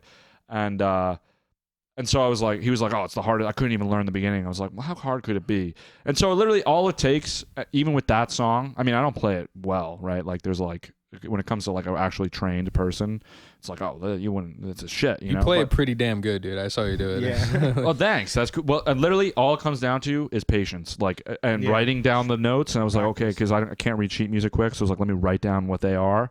And literally, what I would do is I would smoke weed, go to the practice room at NYU every day. If I smoke weed, it would end up being some days like 3 hours because I just like it helps Just Focus zone up. out. You just post up in there. Yeah, because like when you're high, like or if you're doing nothing, it's boring. If you're doing nothing and you're high, it's great. So I kind of apply that like to practicing piano. Practicing sucks. It's boring, especially if you suck. But if you're high, it's like the greatest thing in the world. So I did that for like. Kids, don't take this advice at home. I know. by the way. I'm like, See, this I is want just to so tell you know, people, this is like, So no, This is like this is hyper specific to Sean. Yeah, that- Sean really took weed and like turned it into something good. I This is- cannot do anything. yeah, Yeah, that is a that's- great point. That it's I should something have the I self-awareness. want to touch on when like It's next. not Yeah. solid After we advice. continue. It's very much Sean, but That's a great point, yeah. but it's worked. I mean, Yeah. it's Yeah. but because it's like it not does a cause like one-size-fits-all. laziness in some people. Yeah. It causes anxiety, even in me. I It can't can cause smoke a weed lot of anymore. things. I don't smoke weed anymore Yeah. because it's fucking. I lose my shit. Neither can can't I. do it. I guess Yeah, I I'll do the just- same thing, dude. Yeah, I'll just I I'm just a can smoke. functional alcoholic. Like if I That's smoked what right I am. now and I was high, like I would not be a good guest. you know? same. Yeah. I would Yeah. not be a good host at all. Like I'd be more like, oh, did I just say something stupid? that Am I may or acting may not have weird? happened on the second episode. And Oh, I was really? Like, yeah, Well, that's why I wonder with Second Joe episode? Rogan. Oh damn, I'm excited. What a- yeah. Really? Yeah, Joe Rogan's We'll- always we'll- smoking. I'm we'll like, beat ah, that. I How could can never he be do a I'm host like- Yeah, on the Joe dude's Rogan's just podcast. casually like Well, ripping. when you've done how many episodes, like 17, 1800, right? Yeah, true. Like at that point, it's just like going through the motions. I feel like probably. yeah. But like that's something that I've noticed a lot recently is like because when I smoke recently, like I'm more driven now because like I have the podcast and like I'm working on stuff. So like I have shit to do. Yeah. But like if I don't have shit to do and I smoke, like I'll just sit and watch TV for like 4 hours. Yeah, see, like, and then for I'll some reason, it smoke gets me again up. and Yeah, watch more. Yeah. For Sean, he turns it into like it's a fuel. Like Sometimes it's the anxiety too. yeah, the it all- anxiety that drives me. It all like it depends on your relationship with it, really. Yeah, you know? yeah. And I, there's part of me that hates that, like, I don't want that to have to do that. But in my other, I'm also like, well, I treat it like a tool. Like, why walk when you can drive? The only thing is, Yeah. driving might not affect you mentally in the long term. Or You definitely might does. crash the car. Yeah, that's the only negative, the downside Yeah, of crash the driving. car. Weed, prolonged use, I don't know. I could. Yeah. My memory's shit, that's for sure. My parents will like say something like, oh, I forgot. I don't know if my that's mom. weed Sean or- is a My mom's functioning always weed like, addict "Keep for sure. Smoking weed, and you're gonna keep got the, forgetting. Shout outs to mom. But we're all functioning something, right? I Yeah, yeah. definitely. Yeah, we should do a little counter. Like Yeah, every time I ask for this. Functioning Yeah, no. nicotine Dude, addict. Sean also loves the nicotine. No, I quit for 4 months. Got heartbroken over the summer. like minor. I would like took Was it what's her name Oh. from the video? No, Shout her no. out. Whoever he Kennedy says, come Blair defend Walsh. yourself No, on the I didn't- podcast. Kennedy Walsh, No, come on that the shit was fine. podcast It was and a defend different yourself. girl who I won't name. Okay. Kennedy Walsh. Come But, defend yourself. Fuck you. But so I was Shout bummed out about Eric I don't know who it actually is. Tabach. Yeah, Shout out to Eric Tabach. homie. But yeah, so Don't know who you are, but shout out, dude. yeah, YouTuber guy. You but, should. No, I'm just kidding. No, he's talented. No, you're okay. No, if you did your research, you would know. No. Fuck. No. It's okay. dude, I'm so flattered that you did it at all. Like, believe me. Yeah. But no, so the Nicotine. Nick, you were talking about weed and nicotine. quit Big for 4 Nick. months, got heartbroken, was in a 7-Eleven. I was like, I bet that'll make me feel better. Isn't that happens to all of us, And dude? it did. And so I temporarily. quit though. Again, like I've been on like for the past month. I haven't bought one in 2 months. But when they're around, it's like I guess this is another mental. Take a thing. little sip. Like I'm like I've told myself when they're around I'll hit them. But the problem is like They're always around. They're abundant. Yeah, man. Children have them. I did the same thing. I South quit for a Park. year, Literally. and I just like fell off. After I broke That's up what I with hate. my It's girlfriend. like after a year, really, girlfriend. Yeah, I broke up with my girlfriend, and then like maybe give me 30 days. I was like back on it. Year. It's a self-destructive thing, man. Yeah. It really is. And like it's funny because I'm just very self-destructive. When I'm sad, it's more like I'm burning down the building as I leave type situation. And I mean that's where Lil Burr came from. That's where Self-destruct clothing line. That's the self-destruct clothing line. I believe him that up. the world is self-destructing. I mean, we're witnessing it. And Happening then on right top now. of that, I have self-destructive tendencies, and I know we all are. I mean, the system is built to facilitate these self-destructive tendencies. So, I mean, like, victim of the modern age is going to be plastered on all our gravestones in fucking 30 years.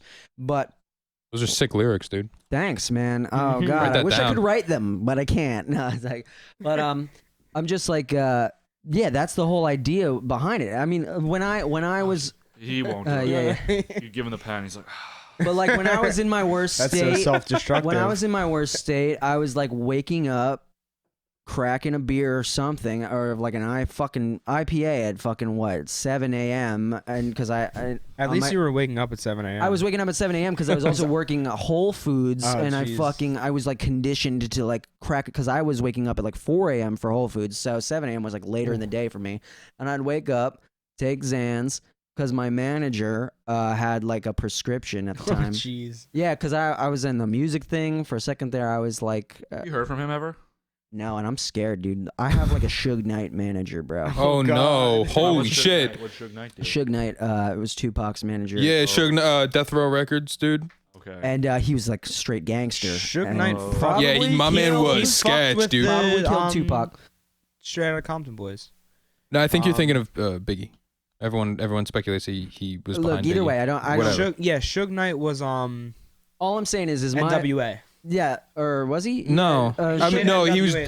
he was Dr. Suge Dre. Knight was Tupac, Whatever. man. I swear to God. Yeah. Suge Knight was Tupac. He was Dr. Dre after he left He was with Death Row NWA. Records. He was Suge Snoop Knight Dogg, is in- Tupac. Yeah, whatever. We But get it. so my manager, which I met Blanco through Sean, and I mean maybe that was a he's- great story. And it is a cool story. We can get to that. But We'll get there. at the time, though, he had a Xanax prescription, so he was getting me choice medical grade Xans, beautifully pressed. And I don't honestly advocate that for anybody because it's a Obviously, yeah, don't it's a do that, self-destructive person that turns to shit like that. But I was literally using them to try and correct my life because Well, you were self-medicating. I was think that's the key self-medicating there.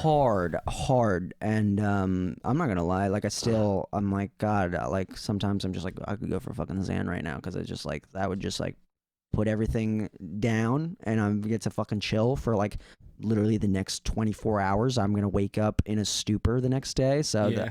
but yeah, like self-destruction is like, and it's in all of us, man. It's funny because the sentiment runs deep in most people I talk to. You know, everyone can sort of relate to a self-destructive behavior. And I think the addiction too, it's kind of like a floodgate. Like it's like once you Yeah. go back to it, like especially with that shit or the Xans or alcohol even. I have people Weed. close to me that have problems with it. And it's that first sip of alcohol. Like they say you can't, after overcoming alcoholism, can't drink at all. Because once Yeah. you do it, like something clicks in your brain where you're like, yup, give me it. Addiction to Yeah. me too, and I've said this to Sean for years, and it's just maybe the way I was raised. I feel like addiction is a cop out, and maybe some people will like be offended by that, but I literally think addiction is sort of an excuse that you create in your mind. Oh, it's in my blood, it's in my genes, it's in my heritage that I'm gonna be addicted to something. I have this tendency, and I really think that like that really robs the individual of some kind of Accountability. The Ability. South Park episode about that. That's like Oh, one of my favorite South Park Yeah, episodes. when Randy when they go to meet the goes to the bloody Mary statue, the Bloody Virgin Mary Mary's statue. bleeding Oh, out of her yeah, asshole. that's right. it's like it's a sickness and whatnot. yeah, Yeah. yeah. He's That's like, a great episode. He's like, too. no, I'm sick. Yeah, I've yeah. surrendered to God. I have a disease. I have a Yeah. disease. Yeah. I think there's like there's definitely like case by case. Like there's people that fall back, but I feel like with heroin, it's Yeah. like a chemical something in your brain. It's No, like, no. But need I mean, heroin. no, it I mean is. at the heroin same is. at but- the same time though, like are any of us like I feel like if any of us, I mean, I can't speak for you guys, but if any of us like say we're all in good places, we're happy, we're like doing well. If someone like injects me with heroin, I don't know if I'm gonna become addicted to it because That's a good question. I I'm feel not like sure. that's something that's very like you just want to be like you want to be out, like you want to be like tuned out. You don't want to be like you think you need cognitive to at be in a all. certain place mentally. Yeah, to, like you need to well, like there's people that like get get like out. hurt and get prescribed like opiates or something from the hospital, and then they get addicted, and they're not necessarily always in a bad place. Yeah, but you don't. I I don't mean, at know. the same See, time, but you a don't bad know place is- necessarily yeah, that and- they aren't in a bad place. Yeah, and you know? exactly, because a bad place is so subjective. Yeah. A bad place can sort of just be a general dissatisfaction with the way your shit's going. Because, like, I mean, and it's funny, too. You look at the mega rich people, and they fucking do fall into this weird decadent state where they're like, they are drug addicts, they are sex addicts, they are fucking just, like, beyond the pale. And it comes from almost, like, in extreme idleness.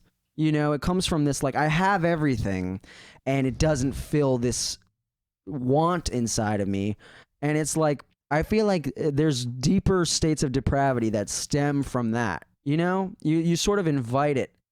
Like, and not to say that my depression came from that either. My depression never came from fucking overabundance of anything convenient in my life. But it is sort of like, were I to achieve this next status and not feel that fulfillment that I thought it would give me after experiencing and struggling with depression my entire life, which I have, I'm sure it wouldn't be like, oh, I'm rich now, everything's super, or I have everything catered to me now, everything's great. It'd be like that disconnect. Probably be worse. It'd be worse because you'd go, what's wrong with me? Because Yeah. nothing's fixing this. Why? Like, Yeah, I got this thing. Why aren't I It's- happy now? Yeah, The it's, TikTok shit made me realize that. I mean, not that you guys give me more credit than's due. Like I think that like the following on TikTok's big, but like it doesn't feel like it's like it almost like if you told me this a year ago, I'd be like, yeah, I made it, you know. But once you get to that point, even with the Gary V TikToks, like you're watching these huge numbers, but it's like in I don't know, even like a GTA or like you just get money and you're like all of a sudden you get used to it's almost like okay, you get a new iPhone for the first day, it's sick, right? Yeah. And then in a week's time, it's just a phone, like you don't care anymore. I think that's with fame, with money, with all that sort of stuff, you eventually get used to it. There's a Larry David, so in Curb Your Enthusiasm, I saw an episode. I thought this was so funny and just like a cool moment. He goes up to this woman at like an office building, and she's got a sick view like outside her window. And he's like, how long did it take you to get over that view? And she was like, probably like a week. He's like, I think it would take me like 10 minutes. Look at it, 10 minutes, I'd be over it. And I just thought that was so interesting. Like, that's so many things in life where it's like you can have a sick thing, but after like a few hours, a few days, like you get over it. Yeah. I mean, I think there's people that, know how to appreciate what they have, sure, but if you go to space tomorrow, I think a week into being in space, you'd be like, all right, I'm over space, And I think that's a lot of things. Fame. I mean, you could look at Justin Bieber, that song, I'm so lonely, lonely. Like, you get used to all that Yeah. shit. It's not as Yeah. cool as you'd think. Maybe. I mean, there's also, it's probably case by case too. Like you're going to deal with fame differently from you and me and Damien. So Yeah. When we're all famous.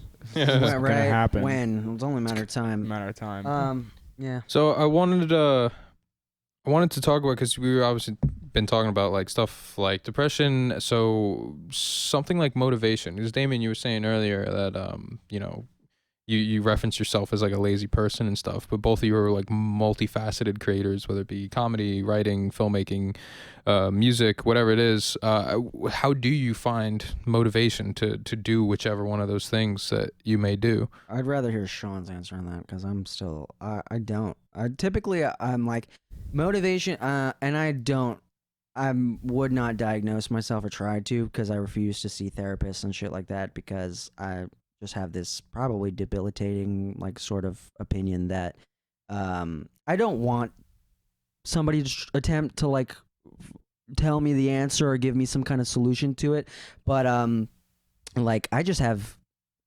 like next to no motivation. It's pretty honestly remarkable how little motivation I have like from a day-to-day basis because like I have these aspirations, and especially as like you said, like a multifaceted artist, like I do have many things, many projects even that have occupied my waking, like I'm thinking about these things constantly, and I'm guilting myself about these things constantly. All these projects that I have, and very real and like tangible things. They're not out of arm's reach, very within my capacity to accomplish these things, but like I'll wake up and I have a day job and I fucking do the day job and I come home and I'm tired and I want to fucking like just sit for a little second. You talk about the morning fucking the TikTok shit and the death scroll. The death scroll, I mean in the height of my depression and when I was really bad, very bad, I would scroll the entire day. And you just feel that sickness at the end where you're like, what the fuck did I just do? That is a day of my life gone. Irretrievable, you know? Mm-hmm. And I don't know. I mean, these days motivation for me is very, I mean, the word I'd use is bipolar. I definitely have my manic. I get manic. And when I smoked weed, it was probably exacerbated, you know? But I'd have manic days where I'm like, I got you. Like that last song literally the last song I released was what? 2018. Mm-hmm. 2 years have gone by and it's about to be 3. And that blows my mind because the project that underlies that, and I have a very real body of music that I've done in the past 3 years that honestly, most of it happened within the first year. And then I just sat on it. But, like, I don't know, like, it's weird. I forget what I was saying completely. Yeah, just honestly. about your motivation and stuff. Motivation. Mm-hmm. Yeah, I similarly have that. I think I just kind of, like, in terms of, like, I do have a lot of stuff that I make or have an idea for that I don't end up doing. But I think, like, the difference is, like, I don't know, it's kind of like ADHD or, like I have a dog on a leash and it's just, like, taking me in different directions. So, like, I feel that. And so, like, with the... I don't know. Just like every day I try and I just want to make something, or I'll try, and whether it be music. Lately, it's more that, and I think if I never did music, I might be even further along with the TikTok shit because it's like I would be using that creative energy towards that. But something like I do have a little bit of a drive to make shit, and I don't know. It's just fun. It's just like the hobby that I think I have, and I sort of remember. For me, my drive is very manic, so it's very dependent on the time of day, where I'm at, what I'm doing, and it's like sort of it's out of my hands. Like for you, like it's a dog on a leash. For me, like the dog's just in my yard, and I'm like, hopefully he's listening to me, maybe, or in the right place. But literally, like, so the last song I did, literally, so the last song I did, it just happened to be that I got fired from my job that I had in Brooklyn, and fortunately, it was like I like blew such a great opportunity, maybe, and I think nowadays is probably my fault, but I got fired from this job, but I saved up enough money because it was well paying as fuck, and I saved up enough money where I could like sort of sit on my hands and be like, well, I'll just buy food, pay rent. And I could do that for 2 months. And literally out of the blue one day, I felt like the spirit sort of touched me, and I did that song, and it's like the spirit comes around every so often. And when it does, I'm usually at my fucking day job. Yeah. And I'm like, right now, I am primed, ready to go. It's at my fingertips, this energy, and I'm here. And then I'll come home. And I'm sitting at home, and I'll even have my day off. And I'm like, well, today's my day off. I got to do something. And I'll sit in front of the fucking computer. or I'll sit on my guitar and I'll write some shit. I'll throw it on my fucking voice memo, and I have like literally plus 3,000 voice memos right now from years and years. And dude. there's some gold in there. I've always He's said this been to there him. for literally some of the. He's in the voice memos. Like if he had the drive that, like let's say if he had the drive I have, then he like, I think he could be like a John Lennon figure. I've always said that to him. Mm-hmm. And I think I still think you will be, or you'll. I appreciate that, but I just think You're like very. But the difference between me and John Lennon is the drive. It's the drive, and that to me maybe is the key function. You can have all the fucking working components, but if you don't have the drive to fucking that is do true. it, it's nothing. You're so like aware. You know? Yeah, right. It is cool. It's hard, You man. have the Like- self-awareness too. I Like think. so much self-awareness, like more so than like a lot of people, or maybe even myself. I don't know, but like That's why I wish you'd like go to therapy, not because I think that you need somebody to tell you what is right or wrong, but I think it's more like, I mean, you're a very unique person, so it's hard for me to say, but I feel like it's not like if you're a good therapist, like there's gonna be things about you that they have encountered with Yeah. plenty of other people. Oh, and that's the other thing too, is like the whole unique. I've gotten that. Oh, you're unique. Oh, I've never. And I'm like, I know there's millions of people just like me. exactly. It's not a question of like unique. Yeah, but nobody has the like whatever you're putting into art and music, like nobody's gonna do that. You know, No one like, can replicate that. Like Exactly. yeah, maybe there's a lot of people Maybe. like you in certain aspects, but nobody is gonna like gorilla chopstick paper bag. Has anybody ever said that in life? No, but there's plenty of people like me. You know what I mean? It's And funny. so I think there's a lot of people like you, but none of them have made the music you have made that's on your phone. Thank you. Well, I mean, it's funny because like if tomorrow I put the voice memos out, people would probably be like, "This is retarded. That's just not good." Oh, it's special ed. But no, I'm just kidding. but no, I don't know. Like it's funny too because I look at Sean and I. It's very strange. We are very much and always have been on the same maybe spectrum or just on the same page, but like there's just a difference in worldview. I feel like there's one of For us that's a sure. little more optimistic and one of us that's a little more pessimistic, and You. it's funny because I feel very much like a passenger in my own life sometimes. Mhm. I've always felt like that, sort of like it's out of my hands. Kinda What like happens the Jim Carrey happens. quote. He's like sick quote, especially when it comes to like fame and what we were talking about. But he was like, "I used to feel like a man experiencing the universe.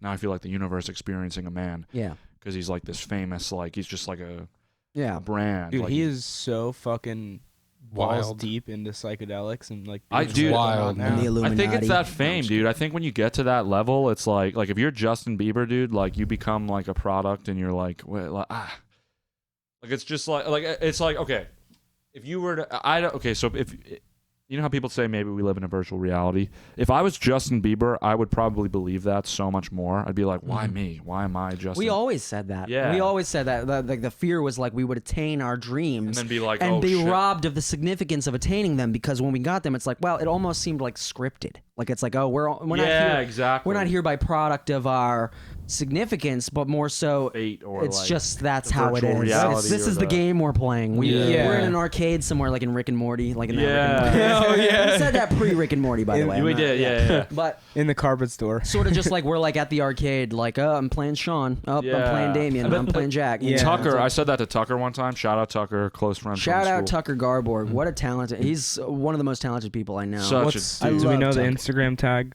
I think it's at Narborg. Narborg. Yeah, GNARBORG. Great. Nice. Fucking lovely There you dude. go. But Yeah. he, At Narborg. I said that to him one time. He's like, yeah, but maybe you're a famous guy. Or he was like, yeah, but you can believe that as a homeless dude. I'm like, why? He's like, well, maybe you're a famous guy playing as a homeless guy. I was like, oh, cool. All right, I guess And that too, like even when we were talking about it, I'm like, Just- you can find the significance in this main character perspective in even the most tragic situation. Because like, what if you're watching a fucking tragedy? Yeah. What if you're experiencing this fucking like because pain and that's the funny thing too, dude, man. Because people will be like, it comes back to my beliefs about the therapists and shit. I don't necessarily want that because I enjoy. Maybe it's a masochistic, a sadist masochist type of view, but I don't think so. To me, it's not. But I enjoy the sadness, and I enjoy that in a way that's not enjoyable. It's not like I'm like, oh, dope, I'm here. It's like I'm like, fuck, this is horrifying. I'm at the pit, and I'm back. And it's funny, too, because you think you get out, and you're back there. And when I'm in that place, I feel more primed than ever to say something about it. I feel more primed than ever to just like fucking maybe it goes back to even the self-destruct mentality where I'm like I'm just burning this place down as I fucking leave. And to me I admire that level of expression more so than the fucking rich fucking, you know, these celebrities who've attained this superficial and meaningless interpretation of their fucking lives. The Jim Carreys who go, I feel like I'm a universe experiencing a fucking man. And I'm like, you can do that from the pits of fucking despair, depression. You can do that. And it comes not so from a romanticization of your situation, but more so an understanding of your situation as being like, this is this... I can't experience anything beyond this. This is my experience. It's kind of like, so would you when I was like butthurt about this girl over the summer, I remember I would like think about her with other dudes or something sometimes.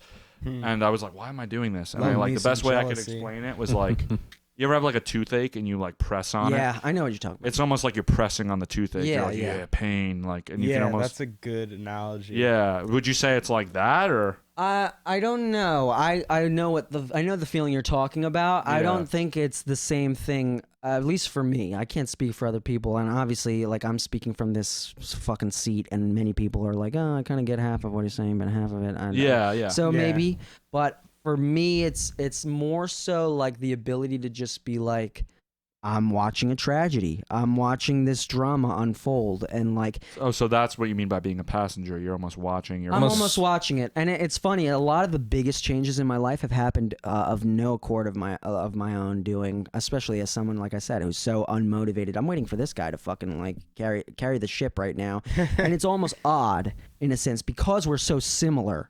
And I look at Sean as almost like this mirror flip of my reality. I'm honestly like, and it's from the beginning. In the very beginning, I'm such an introvert by nature, and not because I can't talk to people, and not because I can't be extroverted, but just because I'm like, you said yourself, like, oh, like you seem like you're self-aware. It's because I've literally my inner world is so vibrant, you know. Yeah. And not like bragging, like just vibrant in the sense that that's where my focus is at, and not because I want to. Sometimes it's to my own detriment.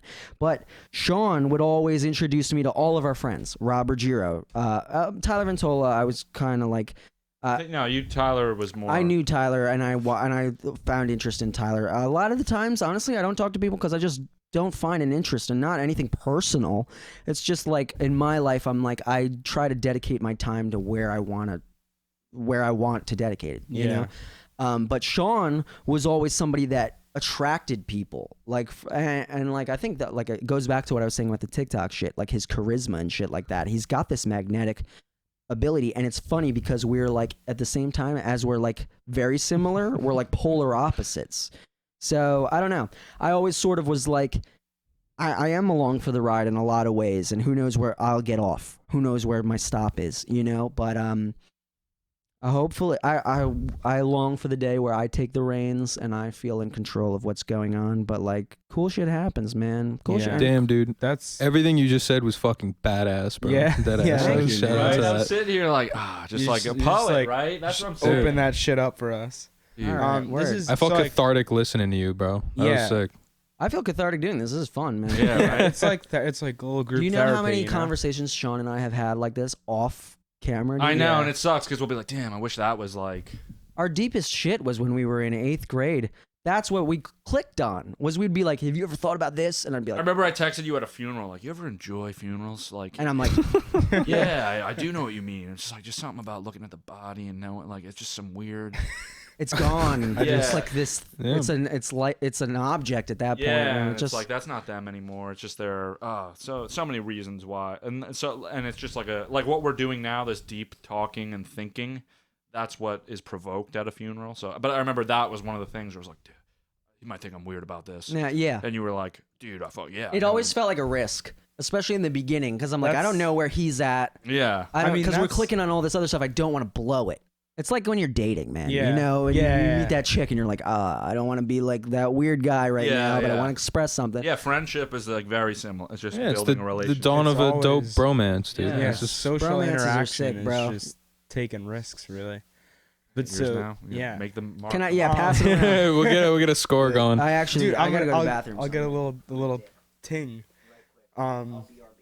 So one of the things that I wanted to talk about, which I think will go well, is actually the first thing that I wanted to talk about. Okay. So we are now on my first of like 10 bullets. So this might When you be see me looking at I just got this Apple Watch. Mm-hmm. So Shout outs to Apple, Steve Jobs. yeah, so don't think I'm like checking the time. Like, Yeah. what do we do it? Like, I'm Just literally like, just what's like, happening? playing with it. I'm just like, Getting Apple Watch sick. I'm like probably gonna return this thing. I'm so bad with money.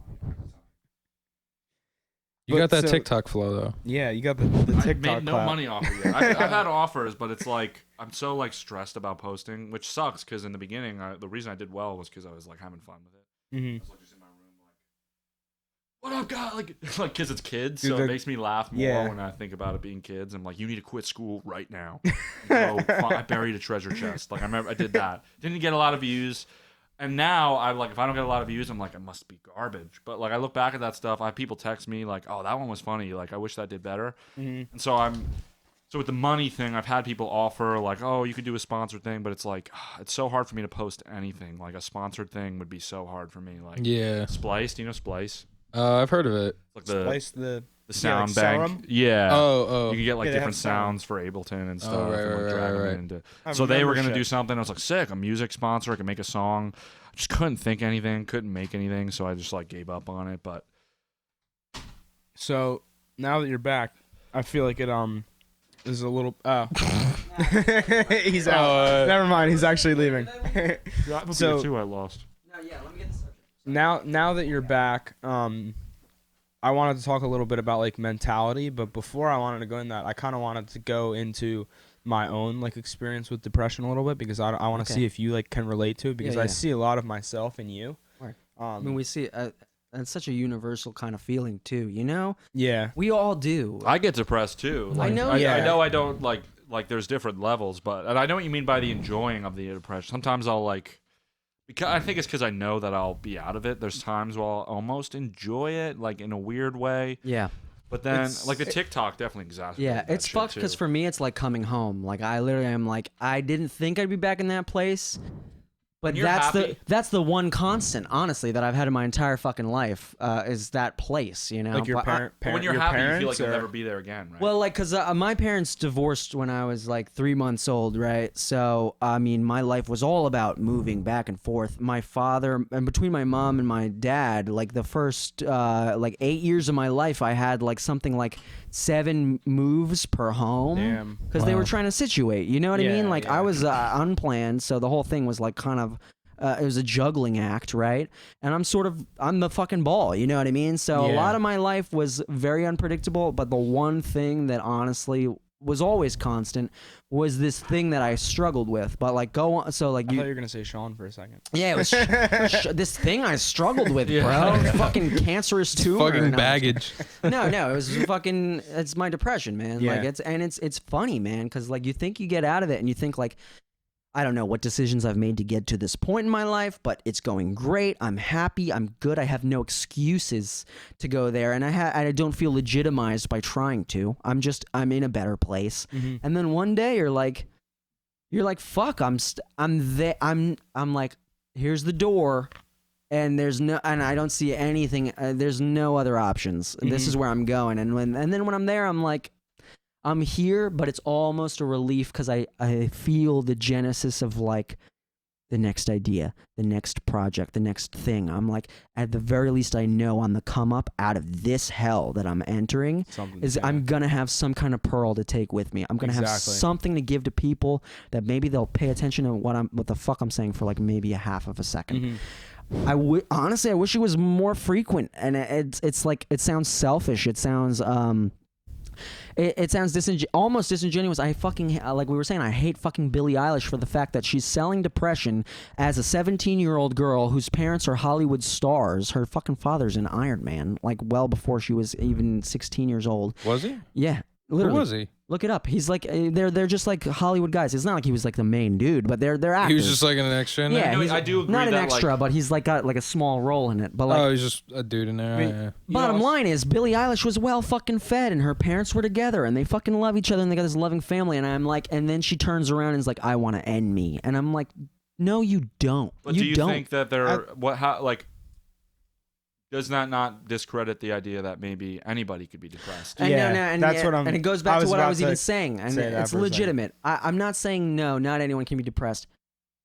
I'm just betting my money that chick's not depressed, bro. Maybe that's, I do maybe know what that's you me. mean. Maybe that's my Yeah. narcissism or some kind of like my little echo chamber that I'm locked in. You just decided to put your chips on that spot on the and on I'm the table. staying there, man. I I'm think not changing that, bro. The interesting thing about what you said, though, is that she's selling depression. I do think, and I'm not saying it's her, but I think there is a tendency now, especially with music, to kind of sell depression. It's always Sadness, been. yeah. It's always been. Yeah, and It's changed forms, but it's Literally, always maybe been since there. Kurt. I feel like Kurt probably even John Lennon, I feel like some of his shit's like help, I need somebody, and like Mother and shit like that. yeah. And I don't know if I mean, obviously, like maybe Beethoven, like you could say, oh, that's sad music and stuff, but It goes back to what I was saying though too. Is like it sells because it is a ubiquitous feeling. We all everyone feel shares that. It's it. a Right. universal feeling. So I no discredit to Billie Eilish. Maybe I meet her and I'm like, this bitch is fucking sad. yeah. This is depressing. Like Yeah. she's So- a loser. I don't want to be around you. Yeah. You're a total. But I do negative know Nancy, what you mean. but- Like I could see where it's like if it Just was when she disingenuous. goes, I want to end me, and the album starts with her being like, oh, imagine that was the beginning of the album, and she's like cracking up and shit, and I'm like, this chick is like, she's walking on air, bro. Maybe she'll be depressed in a few years when she's like, I'm all She's used to the fame or dried out, you know. But it's like, I don't know, man. I don't know. I feel you a little bit. I always thought X was disingenuous, you know. I thought X, but I thought Lil Peep, I still think Lil he's Peep was a disingenuous. true I like his article. music, but yeah, I do think so Lil Peep. disingenuous. You I see the feel like- Netflix, Lil Peep? I didn't. I wanted to. Check it out. I feel like it's almost like you can tell, you know. And Yeah, maybe it's that's, real, recognize real. Maybe Yeah. that's exactly, but maybe it's a little hubris. But at the same time, I feel like you can sort of tell when it's like this chick's not depressed, this guy's not depressed. I mean, and I don't know. Like I like to think, and maybe again, it's my echo chamber, but I like to think that the last fucking song I put out, that's one of the realest fucking things I've ever committed to any kind of permanent medium ever in my life, and it's fucking the story of what was fucking even happening that day, and I'm just like, to me, I'm proud of that because of how real it was. Execution wise, it leaves a lot to be desired, but at the end of the day, I'm like, that is realer than anything that fucking Billie Eilish is fucking said. We should edit up a But- sound clip of that song. Yeah, I was gonna say before I go into my little I'm sorry, depression- and I'm No, sorry. no, I didn't no, want to. no, No. I No. want to hear. Like, yeah. I want. Before I go into that though, do you want to just tell us, like, tell the viewers and everything a little bit of like the groundwork to that song that you're talking about right now? Sure. I Like, actually love that the story. writing process. I and actually everything? do love that story. Because it was so organic. I was going through such a horrible time in my life. Like I said, this was after I got fired from my job. I had sort of moved to New York with Sean on a whim. Why'd you get fired, by the way? I was a barista at like this like really bougie coffee place, like, and we were raking in fucking, like, the tips were insane because Yeah. we were right by the subway. So morning traffic was insane. I kind of just walked into a random place and was like applied, and they gave me the job. And but everyone in there, their life is like coffee, you know, like in a. No, you're worries. They're I will hit it though when you're done. literally their life was like, oh my god, like if you put the grind in like too early, it doesn't oxygenate. They were just so obsessed with the science of shit, and I'm sort of just there making a paycheck, and it was good money. And I sort of got fired because I didn't know how to do all the espresso. Like, it's Brooklyn, so people are getting their drinks expecting a heart Yeah. and all the shit. And I'm like, I can make the coffee, but I'm not giving you fucking like art and like doing the extra mile and shit. Like, I'm like, there you go, there's an espresso, and they're like, where's the butterfly? You know, like sort of like, and I'm just like, I don't know, you know, and I had never done that before. Everyone that worked there had like years and years of experience. This was like the big leagues of coffee. So lame. Like, I'm just like, I'm not gonna dedicate my life to this shit. Anyway, they fired me basically, and I was I'm a solid employee just because I'm like, well, I'm here to get paid, and I'm gonna do what the fuck they gonna need. do They my want to pay job. me to do. Anyway, But I got fired from that job, and so I had moved to New York on a whim with Sean, basically thinking like, because my parents kicked me out essentially, and they're like, you can't stay here unless you're working, and I wanted to work on art, and they're like, you have to have a job. So I'm like, all right, I'm gonna go with Sean, and they're like, how are you gonna do it? I'm gonna get a job. So I sort of just took a big risk. And it paid off. It was weird. The first 5 months I was there, I was making bank. Like, I was like, oh, shit, I did it. More than I was making roofing, which was like, I was making like 25 an hour. It was wild. Damn. It was wild. For 24, 28 hours a week, I was making $600 a week on just from my pay. And That's crazy. And then I was literally making in tips. Like, I'd walk home after each session, like $40 to $60 in cash after every fucking 4 hour, like, it was wild. And I'm like, I can do this. I literally took a girlfriend just because I was like, it was some chick from fucking high school who like friend zoned me when I was a kid, and I'm like, now I'm making bank, and I like had her fucking. She would drive to my apartment, and I'd take her out to expensive ass restaurants with my blue hair, and they'd look at me like a joke when I walked in there. And I'm like, I'm gonna tip you so fucking generously, like. Go ahead, laugh at me, because by the end they'd be like, like have a good night. And when they saw the check, I was making money, and I was like, sort of like I did it. I was like, I staked my claim in future fucking nuclear ground zero. I fucking did it. And then they fired me, and this artificial high that I had been riding, because it was very artificial. It was propping up so much because my friend, one of my best friends from childhood, fucking died in a car accident a year before. My grandmother died that same year, and then my girlfriend of 2 years broke up with me, and I just was left in this empty space. I had a mental breakdown, which Sean was there for the entirety of, where I had this hypochondriac. We're both sort of hypochondriacs, but I had this meltdown. I had a genuine health scare. It was fucking wild. And I endured this good year and a half of just abuse. And I had artificially propped myself up with this character Lil Burr, with this identity that I assumed, with this new money that I was making. And then to have that taken away from me, it was almost like the fucking toothpicks I was using to prop up this house of cards. Fucking everything gave way at once. And do you think that, like, so, like, how positive are you that if that artificial, like, if you never got fired, well, how do you know that would have, like, do you think that it would have given away eventually, or do you think? Oh, I think so. That's the key, because, like, one thing Gary Vee says that I definitely agree with, at least for me, was he's like, if you're upset, but you're still living with your parents, or you're living off their money, or you're taking things from your parents, stop immediately, because that's a key element. And I wasn't. I took nothing. Yeah. And I'm just saying in terms of like, well, you were making money and you were comfortably living in that sort of scenario. If I was still in that, I'd probably be doing fine, honestly, because I genuinely at that moment, I was looking at my prospects, and I was like, even if I'm fucking just working at this coffee place, I'm making well over rent. I would make rent in 2 weeks, and then I was saving on top of that. So I thought I had done it. Miraculously, of no, kind of like skill or like deserving that sort of thing, I had somehow done it. So then to have that taken from me, I sort of was like, it was a failure on top of a failure. It was like all of a sudden the floor gave out and I'm plummeting, and I'm using the Xanax from my fucking manager, and I'm using alcohol and all of these fucking things to sort of just numb it was self-medication. I was numbing myself. And that winter, so I got fired right before Christmas, and it sucked. I went home to my family on Christmas, and everyone's like, oh, how's your job? Oh, it's great. I literally just got fired. I'm telling everyone. I'm there with my blue fucking hair and my black fucking nails at a conservative Colombian fucking family, Christmas. And they're all worried about me and pitying me. And I'm sort of just like, oh, it's going great. I can do this for years and years. And in the back of my head, I'm like, I'm lying to my family, and it was so fucking hard. And then to come back, and I came back to Brooklyn, and I'm like, well, I have enough money to sort of sit on my hands and just do whatever for the next few months. I'm going to do that. I'm going to dedicate everything to my art, and I'm thinking in my mind, I'm like, I'm going to churn out the album. I'm going to do this. I'm going to do that. I'm going to get everything done.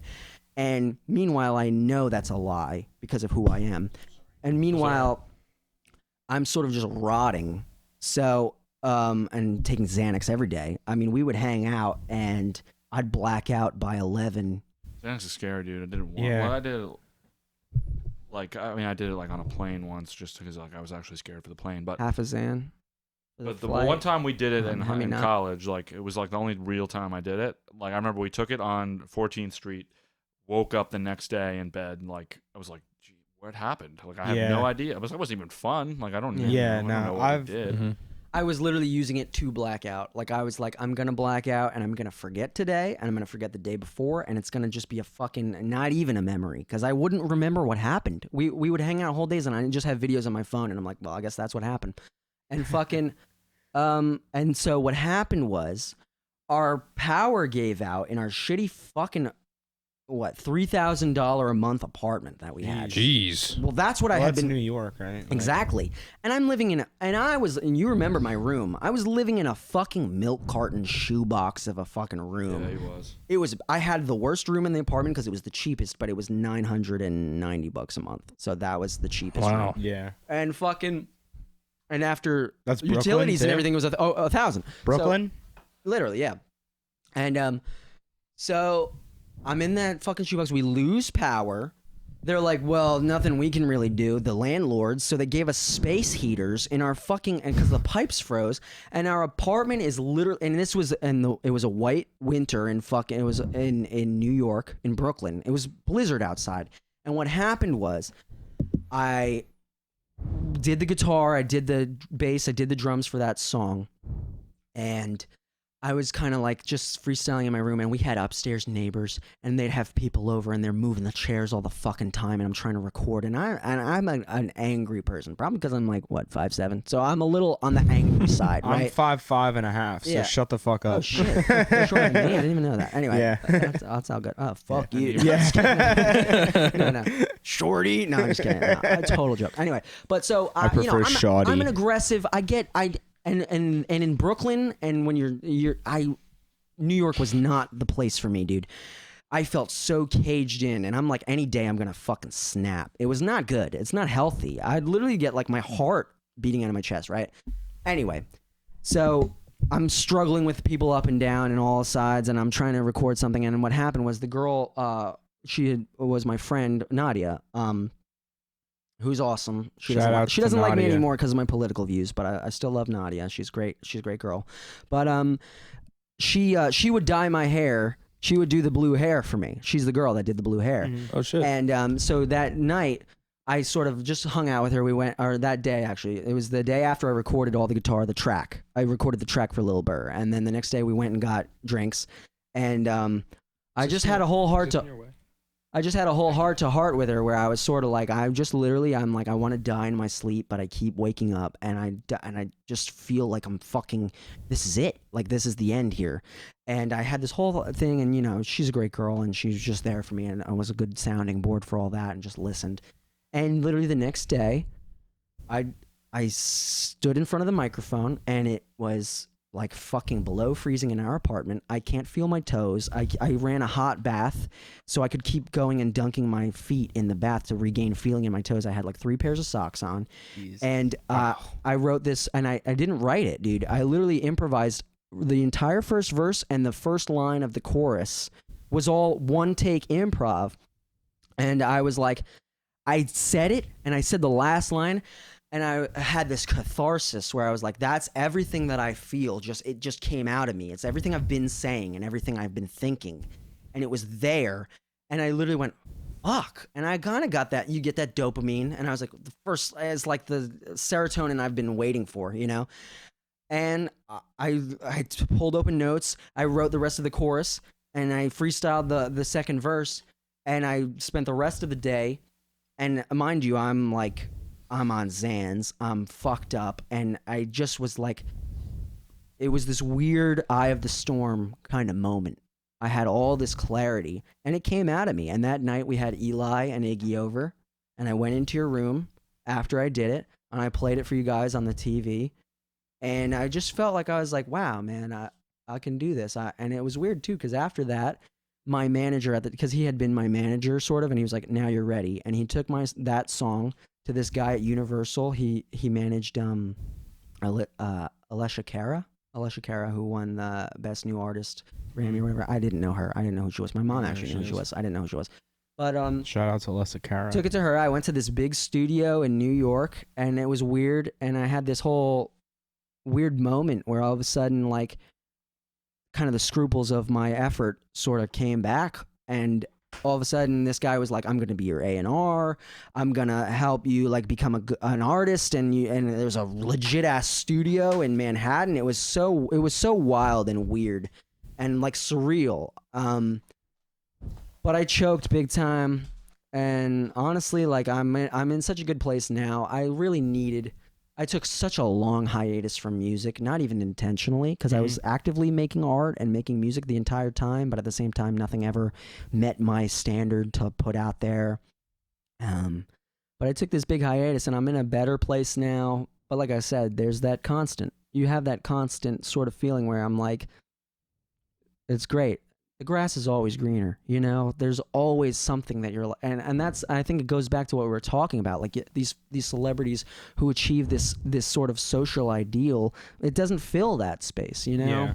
Yeah. And it's wild. Sometimes I'm like, God, will I ever be happy, you know? But at the same time, I welcome that feeling because of things like Lil Burr, because that, and it's funny, The dude. things that come from it Yeah, but I feel like make it worth it almost. Yeah. there's like I feel like all like just because that maybe because that's like such a poignant emotion, maybe that's why the song came out great. But also like I don't know, there's all I think you can speak truthfully from all of your different emotional states, and something good will come of them. Yeah. Yeah. So if you're super stoked or even just like mildly like if you're talking out loud about your like at least and for me like the handful of times that I've made a song and improvised and liked it, you know, I mean, who's to say it might have been garbage, but when I liked it, it was like literally me talking out loud about what was bothering me. It was like, whoa, that sounded sick. Like I didn't write it. Like it was just like had the most poetic appeal because it was so truthful. Yeah. And I feel like maybe you shouldn't think, oh, I need to be in that place to reach that. I think it's like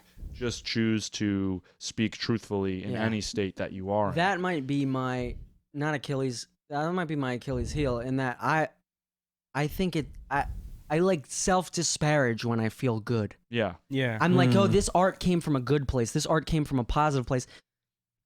And Not it's as cheap to good. me. I'm like, I'm just don't, it's not the same thing because maybe because my happy places aren't genuine places, or maybe because there's this backdrop of unhappiness. But I make something that, oh, it's got a positive thing, and I'm just like, this is corny, this is cheap, this is inauthentic.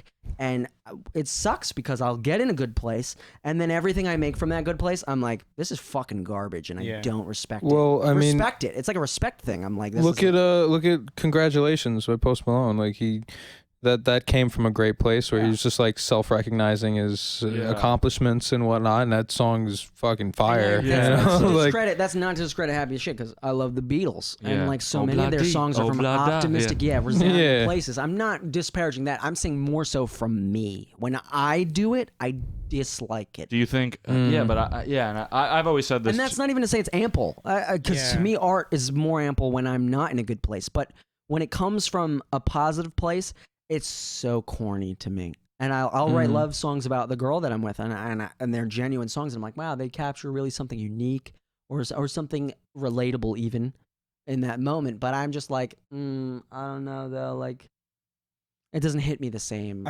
I feel like a lot of that, like, I mean, just what I'm thinking right now, might be like kind of like society in a way, because like I feel like when you say super genuine, like positive things, it's always like, oh, that's corny. It probably is a societal thing, because that's what's the other word? Cheesy, Cheesy, cliche. cliche. Like, Cliche. oh, it's just a cliche. It's almost what I'm experiencing is the standard I hold other people to, because like Sean said, like, oh, he'll show me an artist that he likes, and I'm just a very picky person. I mean, John Lennon hated his voice and hated a bunch of the songs he made. I'm very hypercritical of things, and especially when it comes to my shit, dude. Oh my god, dude, it's not even funny, because like I'll make something that people are like, that's sick, and I'm like, oh yeah, I like it, and I know in my mind it's never gonna see the light of day, because I'm like, it's just lame, it's not good. Just that self-doubt, like, you know? It's the Achilles heel, man. artist's I literally think it's self-doubt. this pessimism that I have that could very much be an optimism. It could very much be a shit. I can do it. And I know. And it's funny because those things exist. Well, that's what I wonder is like, is there a therapist or is there somebody that'll one day, if you did go to them, be like, oh yeah, well, and I'm sure depression and mental illness is a lot more complicated, but firsthand I know just from like family. That's my Achilles heel though. It's because I'm sure they're out there, but at the same time I'm like, I don't want to listen to what this fucking loser has to say about me. Yeah, I see what you're saying. I feel like a lot of it, like personally for me, like every time I've like grown, it hasn't been from someone like telling me.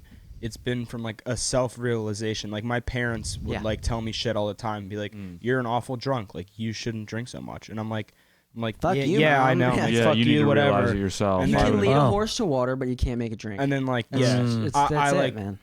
it got to the point where like I fucked up so much that it was like, oh, I shouldn't like get blacked out drunk. I should like work on myself and like figure out my own. See, shit. I'm Like, different in that. not- Like the reason I like Gary Vee and like a lot of people don't is like I can feed off like his positivity and his like you got it. Like I'll like if I'm going out on a Friday night or if I'm considering it, I'll think about a Gary video or something where he's like, it's the people that like I'll just think about a specific like I know I'm supposed to grind, and so that outside perspective will help me. And Yeah, that's the hallmark of an intelligent person is somebody who's able to take outside information and allow it to challenge their own beliefs, you know? It's all I about don't even know perspective. if it's intelligent as much. Like It's it might maybe be like wisdom, kind of emotional maturity. Emotional Yeah, intelligence, wisdom, which is most- very real. yeah. Yeah. Like I said, like the idea of perspective and like But to Yeah. me, like it's funny because like no disrespect to Mr. Gary Vee, who employs my good best friend Sean Millea, Yeah. but like Sean will show me some Gary Vee shit, and there's just that inner pessimist in me who It's I'm like, like,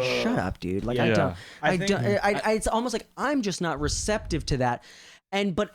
That's the fucked up part, and that's where I feel like a passenger in my own life is because I know that it's a very stupid kind of approach to life, very unintelligent, very uninformed, emotionally unintelligent approach to life is to be like I have nothing to learn from other people, which is not me. It's not how I approach life, but at the same time.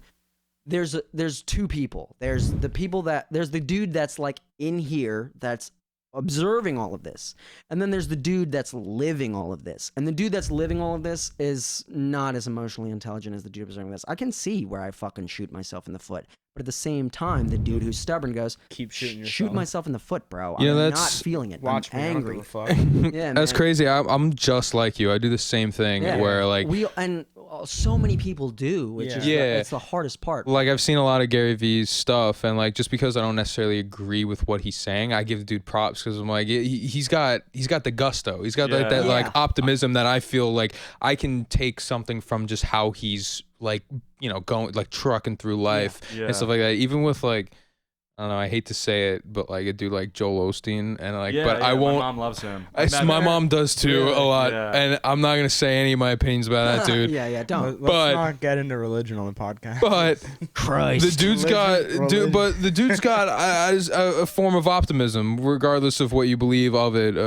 But still, like I feel like that's my takeaway because I do the same thing where like this dude's bullshit. Like you I say, didn't like Gary but at first because he. Sorry, I didn't mean to cut. you. no, that's fine. I was just gonna say like this dude's bullshit, but like my takeaway is like he's at least being optimistic. Yeah. I was just gonna say I didn't like him at first because, and there is like, he speaks to me in the sense that like for whatever, like I don't have latent depression, like at least in like an extreme form. So most of the shit he says, like it cuts. Like I didn't like him at first because I was like, oh, like he was saying shit that was true, but I didn't want to hear it. I was like, oh. yeah, exactly. And then I was like, well, wait, like, and then suddenly I'm like, damn, like everything he says, at least for me, like really he'll like kind of cut through the bullshit and like, even like he'll be like, something he says is like, if you're struggling to do something that you like think you love, then you probably don't love it. And so I remember like, even like with that, I'm like, oh, like, he's right. Like I want to do stand up, but if I'm not doing it all the time, like obviously I don't love it. Like music, that's something that I like. I just do it, I don't have no expectations. I just love doing it, But stand up, I never did it. I never went. I never, by the wayside. yeah, and so obviously that's something I didn't love. So I can't sit back and be like, why didn't I? It's like, well, you didn't love that thing. If you did, you'd keep grinding at it, And so, and for me, when I hear somebody like a Gary Vee or these optimistic Yeah. speakers. They say things that to me I'm like, that's common sense, and that's where I discredit them. I'm like, oh yeah, he says that, and like obviously. Sometimes you need to hear common sense. Yeah. Yeah, and but to me, I'm like obviously, but like for something where you say like if you don't want to do or you don't find enjoyment doing something, you don't find yourself naturally gravitating towards something. There's two sides. I agree because like I'm constantly interacting with music. I play guitar all the time. It's something that I just like. It's like gravity. I Yeah, do but the fall actual into it. action of making it. Gravity. I love it very much, and I love it more than myself. Yeah. But it's almost that love for it that I'm afraid to make a misstep within it. I love it so much that to me the cardinal sin would be to attempt it And make a bad and to piece of fail music. at it. Yeah. And that's to burn yourself Well, out. dude, if you love it more than yourself, just make yourself a slave to it. And that's like, what he does say shit like that. Like he'll be like, it's like, yeah, but that's like, I mean, maybe it's not self-consciousness per se, but it's like you're he even says like you're your own like critic, and you're kind of holding yourself back in the sense that like if you made 1,000 songs in the next year, pumped them all out, nobody's gonna remember the shit. You know, they're only gonna remember the hits. I mean, unless they're like super bad to where you go viral. It's like Russ. Russ really did that, where he just like put out an immense body of content. I don't really That's what like he was the on guy, Gary Vee for. but There was like, he did what he did. You know, you can't Yeah. That's what can't he said. discredit him. he was like, dude, I put out like a lot of music, and it wasn't until like number 500 that I like hit.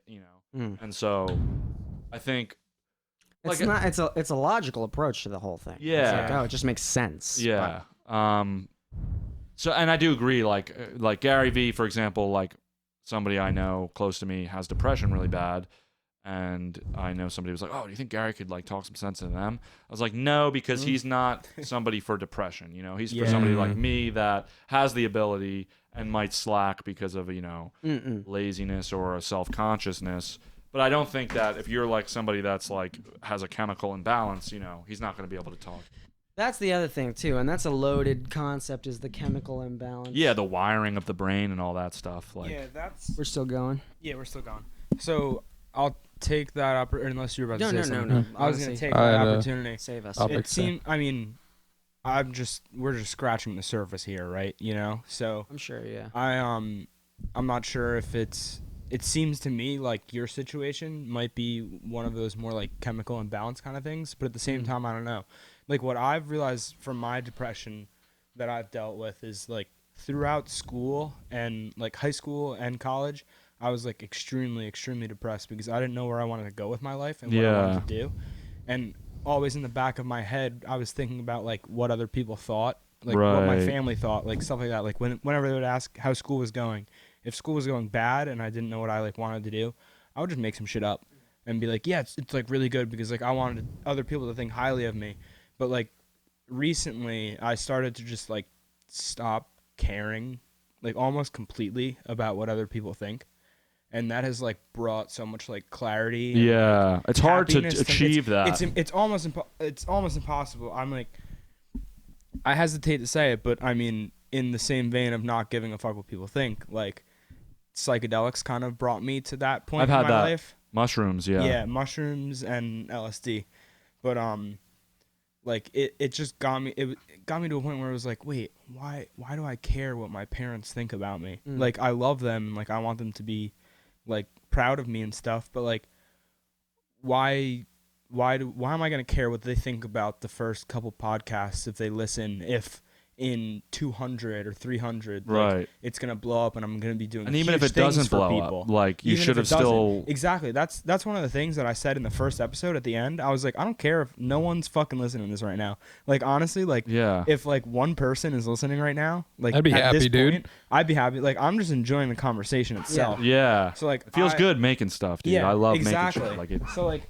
I struggled so much with like I would at one point I was commuting down to Stockton because they shoved me in AC housing and I didn't want to live there, and so I was commuting, and like no exaggeration, like I never really had like suicidal thoughts. Like I never was like I'm gonna like hang myself or I'm gonna like slit my wrist or something.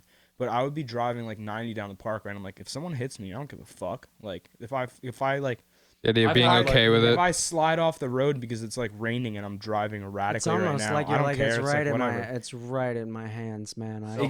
Self-destructive kind Yeah, of. that's I've self-destructive. had like, sorry, No. I was just gonna say I've had like more like catastrophic, like if a meteor ended everything. Like it's never as much me as much as like if it was everybody at once. Okay, I literally- yeah. I- Like it was you're- out of your you're at- hands. you're at- So Yeah. You're Yeah. like down here and I'm like up here. Yeah. I'm of the I mean, I've mentality- had the yeah. other, but like I like at times, like when I've been at my lowest, like I've been like, I've never like, if everything stopped, I wouldn't care. yeah, like it's like I understand. I'm like I could see how people get to that point, you Yeah. know, Yeah. especially if it's like consistent. Like, Yeah. I'm of the mentality that I like couldn't own a firearm, and I very much believe in the possession of firearms. I think it's honestly like I would if I didn't think that if I had one, the dissonance there, the idea that I could literally just like twitch a muscle in my finger and it's over. that scares me too. You know, I'm that's- not even suicidal, but that freaks that me That's out. so thought occupies real, dude. my This is gonna be sketch if my parents listen to this, but like, Dude, I know. I've I been thinking Sorry, this Mom whole and Dad. time. I feel like Yeah. my parents wouldn't listen to 2 hours of this. Like, Nah. I don't know. They're gone by they're now. not podcast I viewers. yeah, so, I hope that if my parents listen to this, they're gone by Sorry, now. Mom. But yeah, recently there was a firearm obtained in my house, and We're like, getting a gun, too, and I'm dude. like not. You're getting a gun? Oh. Yeah, hate that we are. But I'm not I didn't- super happy about it. Like, you know, I'm being as mature as I can about it. And I know it's in a house Guns are and whatnot. important, man. That's But at the same time, like I remember when there was the talk and like the process of getting one, I was like nervous and because I was like, what I don't ever want there to be just that one bad day. That's why I made sure that wherever it is in the house, I don't know where it is. Mm-mm. I don't Yeah, want to it's know locked where up. it Don't is. know the where the key code. is. don't It's know locked the- up. yeah. Yeah, no, it's all safe. It's locked up. It's all good. And I know that at least I'm in a position in my life now where I don't ever want to. Someone will operate it in the event that it's needed. Oh yeah, of course. You know, but I know that I'm in a position in my life now where I definitely don't want. I'm not even thinking about doing that. But you know, I'm saying like all it takes is you know that one one bad day. that one It's bad funny, day, and that's man. why I'm happy. I don't know where it is. Yeah. I don't want to know. I just Spiral or don't even like something. it because I'm like, oh, it's just this powerful thing. That Yeah. it's like, I don't. Exactly. The button press is like even not just me. It could You could Going be like like, that. what happens after? You I'm go like, like- I could know in 5 seconds. you know? Yeah. And Rough yeah, shit. man, that shit like exists within me, bro, all the time. Driving, I'll be on the way to work and it's just there. I'm like, I could just fucking kill me and other people, you know. And it's like, it's not necessarily that it's a want or a feel or a compulsion. Even it's just the idea, and it's like like cognitive dissonance. Vsauce talks it is about cognitive. It's very much cognitive. When you It's stand on just the edge that's of Shout out definition. Vsauce. that. Vsauce is Shout so out good. Vsauce. Hold up. Who's It reminds me- Vsauce?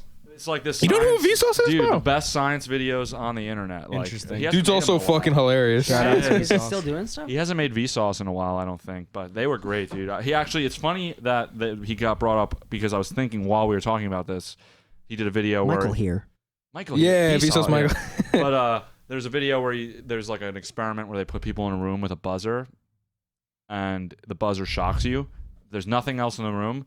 And first they do it like, oh, that hurts. And sure enough, within a minute, they'll do it again, just out of boredom. We'd rather feel pain than boredom. Mm-mm. Shit. And so I just thought that was interesting with the gun thing, like knowing it's that not that you're going to be out of boredom, kill yourself, or Of shoot course, yourself, yeah. Well, I but mean, it's a similar kind of Yeah. like it's in the room, you know. It's like Yeah. that's an option. Exactly. It's in the room. It's Yeah. way Yeah. too It's close the for elephant, comfort. It's literally the elephant in the room. It's like Yeah. it's there, and I'm Yeah. like, what am I gonna fucking ignore it? It's Yeah. there. Yeah. Yeah. I'm like, I wonder what would happen. It's yeah, man. So, I'm sorry, Jack. Were you gonna say something? Yeah, I so, like, wanted to. Back continuing where I was is like my mentality and like day to day kind of thing. I kind of want to talk about that a little bit.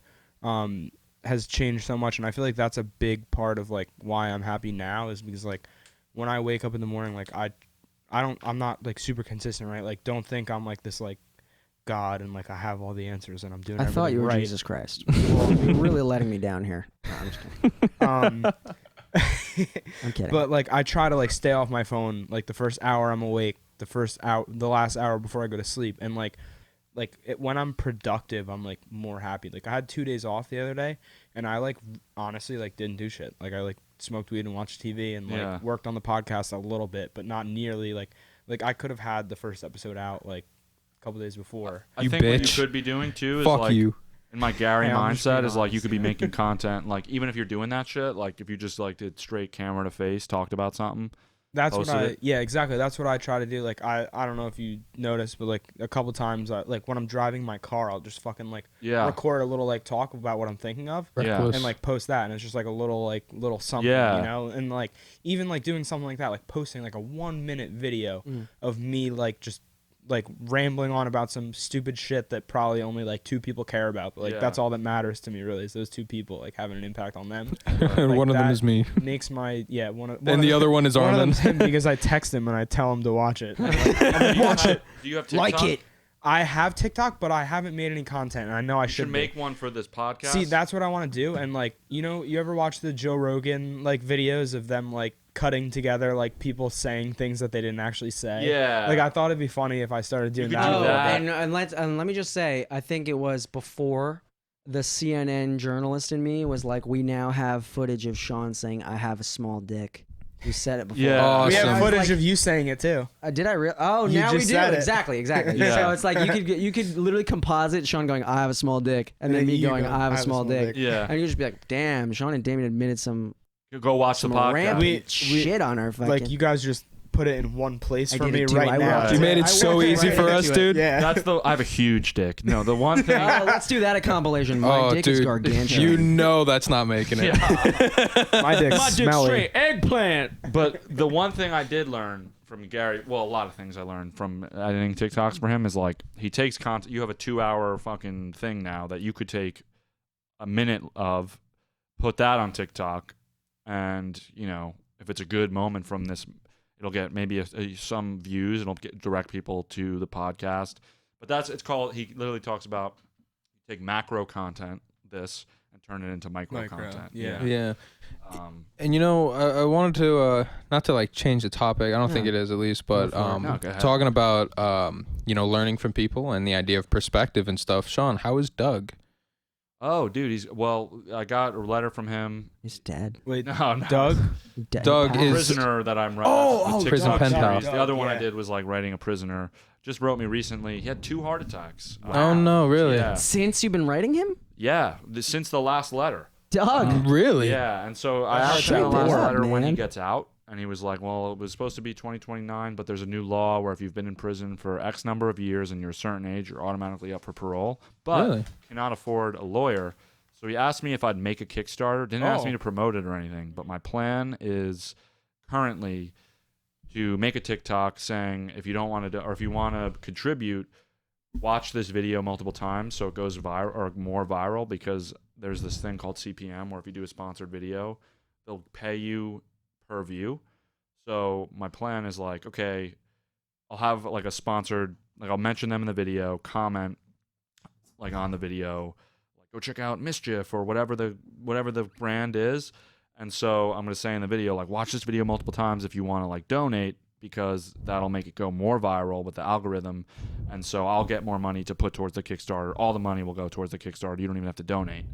So that's my current plan with it. We'll see if I execute on that. And then I'm going to do, my other plan is to do a vlog. And direct people from TikTok to go to the vlog, because I want to do vlogs. So I'm going to talk at length there. But he is good, dude. Like, he seems like, and that's the thing. Like, it was weird because like I kind of just like picked him out of a hat. I was like, this guy looks memeable for the TikTok. But he ended up being a good. Like, I wasn't gonna make a second video if he wrote me and he was like, tell me about what your body looks like. Like just some weird shit. But he was like a really nice dude. That's So when I would really write back. yeah, honestly. no, right. And so like people that I like, my parents and stuff were a little wary or whatever. Like, but he ended up being a cool dude. So that's why like I've continued like, and I'm trying to like balance the, he murdered somebody, but he's like wants to. What was this? Do we You know kind the of leave it situation? up to the viewer. That's what I'm trying to do. Is like, listen, like if you think that this is guy doesn't reprehensible, deserve yeah. redemption, you're entitled to that opinion. And personally, I wrote him to be his friend, and that's all that really it matters. Mhm. That's why the website's there and stuff. But yeah, like. I don't even remember where I was going with this. He ended up like kind of proving to me, I think, that he is that's right. You asked me what he did. So Yeah. he like basically his cousin, which was a girl, got beat up by a homeless guy, and he found this guy like 3 weeks later walking on the side of the road, got out of the car, was like, oh, you like beating up women? He was like, fuck you, bro, and like took out his gun that he had in his glove box, shot him in the shoulder, beat him up, and the guy died a week later because like the bullet, I guess something like ricocheted, hit his heart or something. He died a week later. So he wasn't like, it wasn't his intention to kill the guy. Still super wrong. Like obviously, like he said that in the letter. He was like, dude, like it was like I fucked up. He was 18 at the time. He's like 50 or something now. Jeez. Really? He's been there that long? Yeah. So it's like that's why I'm like, okay, like it's not like he murdered somebody last year, and I'm like, like so.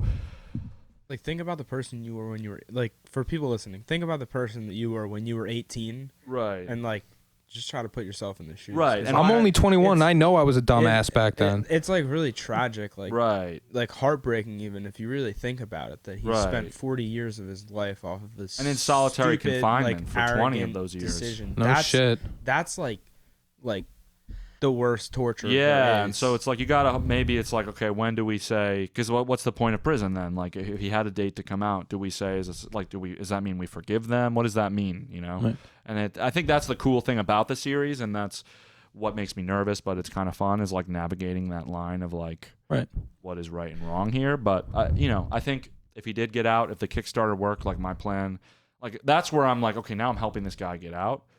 But like if the law says he's up for it, and like I believe, and he's my friend, like I think it's okay. And also my plan is like, if it does work out, awesome. But hey, like when you're out of prison, like do me a favor and everybody else a favor, and like do something good for the world now that you're out. Like make sure you're bringing only good things now. Yeah. Right. And He's gonna have his own TikTok. It's gonna be Yeah. Doug here. Right. Well, that's what like Y'all can collab. Here's the worst case scenario: he gets out, and murders somebody right away. And It's then like it's fuck like, Sean. murders Murders you Sean. because he has your address. Yeah, it's like fuck Sean. Here's fuck your this address. guy. Yeah, like so that's like His the worst. first TikTok ever is like fucking your dead body. Yeah, like just some terrible. I knew we were getting to necrophilia eventually. Yeah, we did talk about that in the beginning, but like Jeez, so make us that. look But like my lunatics. belief and like what I've seen in these letters is I think that he's a guy that is going to be like only bring like because that's all he talks about, and you know could he be blowing steam up my I don't yeah for sure. I'm gonna play sort of devil's advocate. No, and here. you need to, because that's like it's a Like my opinion is like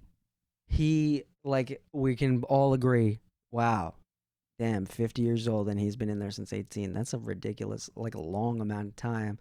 But he killed somebody. yeah no, and that's what I'm saying. Like what that's but my question And then, like it's a dumb mistake, but like you can almost like go back to even the situation that he describes, which who knows how accurate that situation yeah is. exactly But you can almost go back to that and be like, wow, like he had a gun and it's a homeless guy. It's sort of like this situation where he's like riding the fucking lightning and being like, man, I'm the fucking boss. Like, Right. I'm a G. I've got a gun right now. I'm gonna fucking Yeah. like this guy wanted to fuck with my family. I'm gonna fucking fuck with him. Well, that's No, like and I think it's young a and- terrible That's thing. like a young and arrogant mindset kind of that you but have is it when you're though? that Like, and I age. get where, and I get where you're coming from. Like, but he's had this capacity to do something. Yeah. I Well, mean, that's my- We so- all have the capacity to do things. But well, what is the that- point? yeah. That's why I ask, what is the point of prison? Once you get past the time that you were given, is it for redemption? Like, or what is the Reform? rehabilitation? Reform. Yeah. When I think about it, what would the practical aspect of prison be, would be to just remove somebody from society. That's Exactly. So why are we saying- functional? Like, We get rid of them because we think they're. and I would think if anything, scary and or that's a the, and threat. honestly, that's like the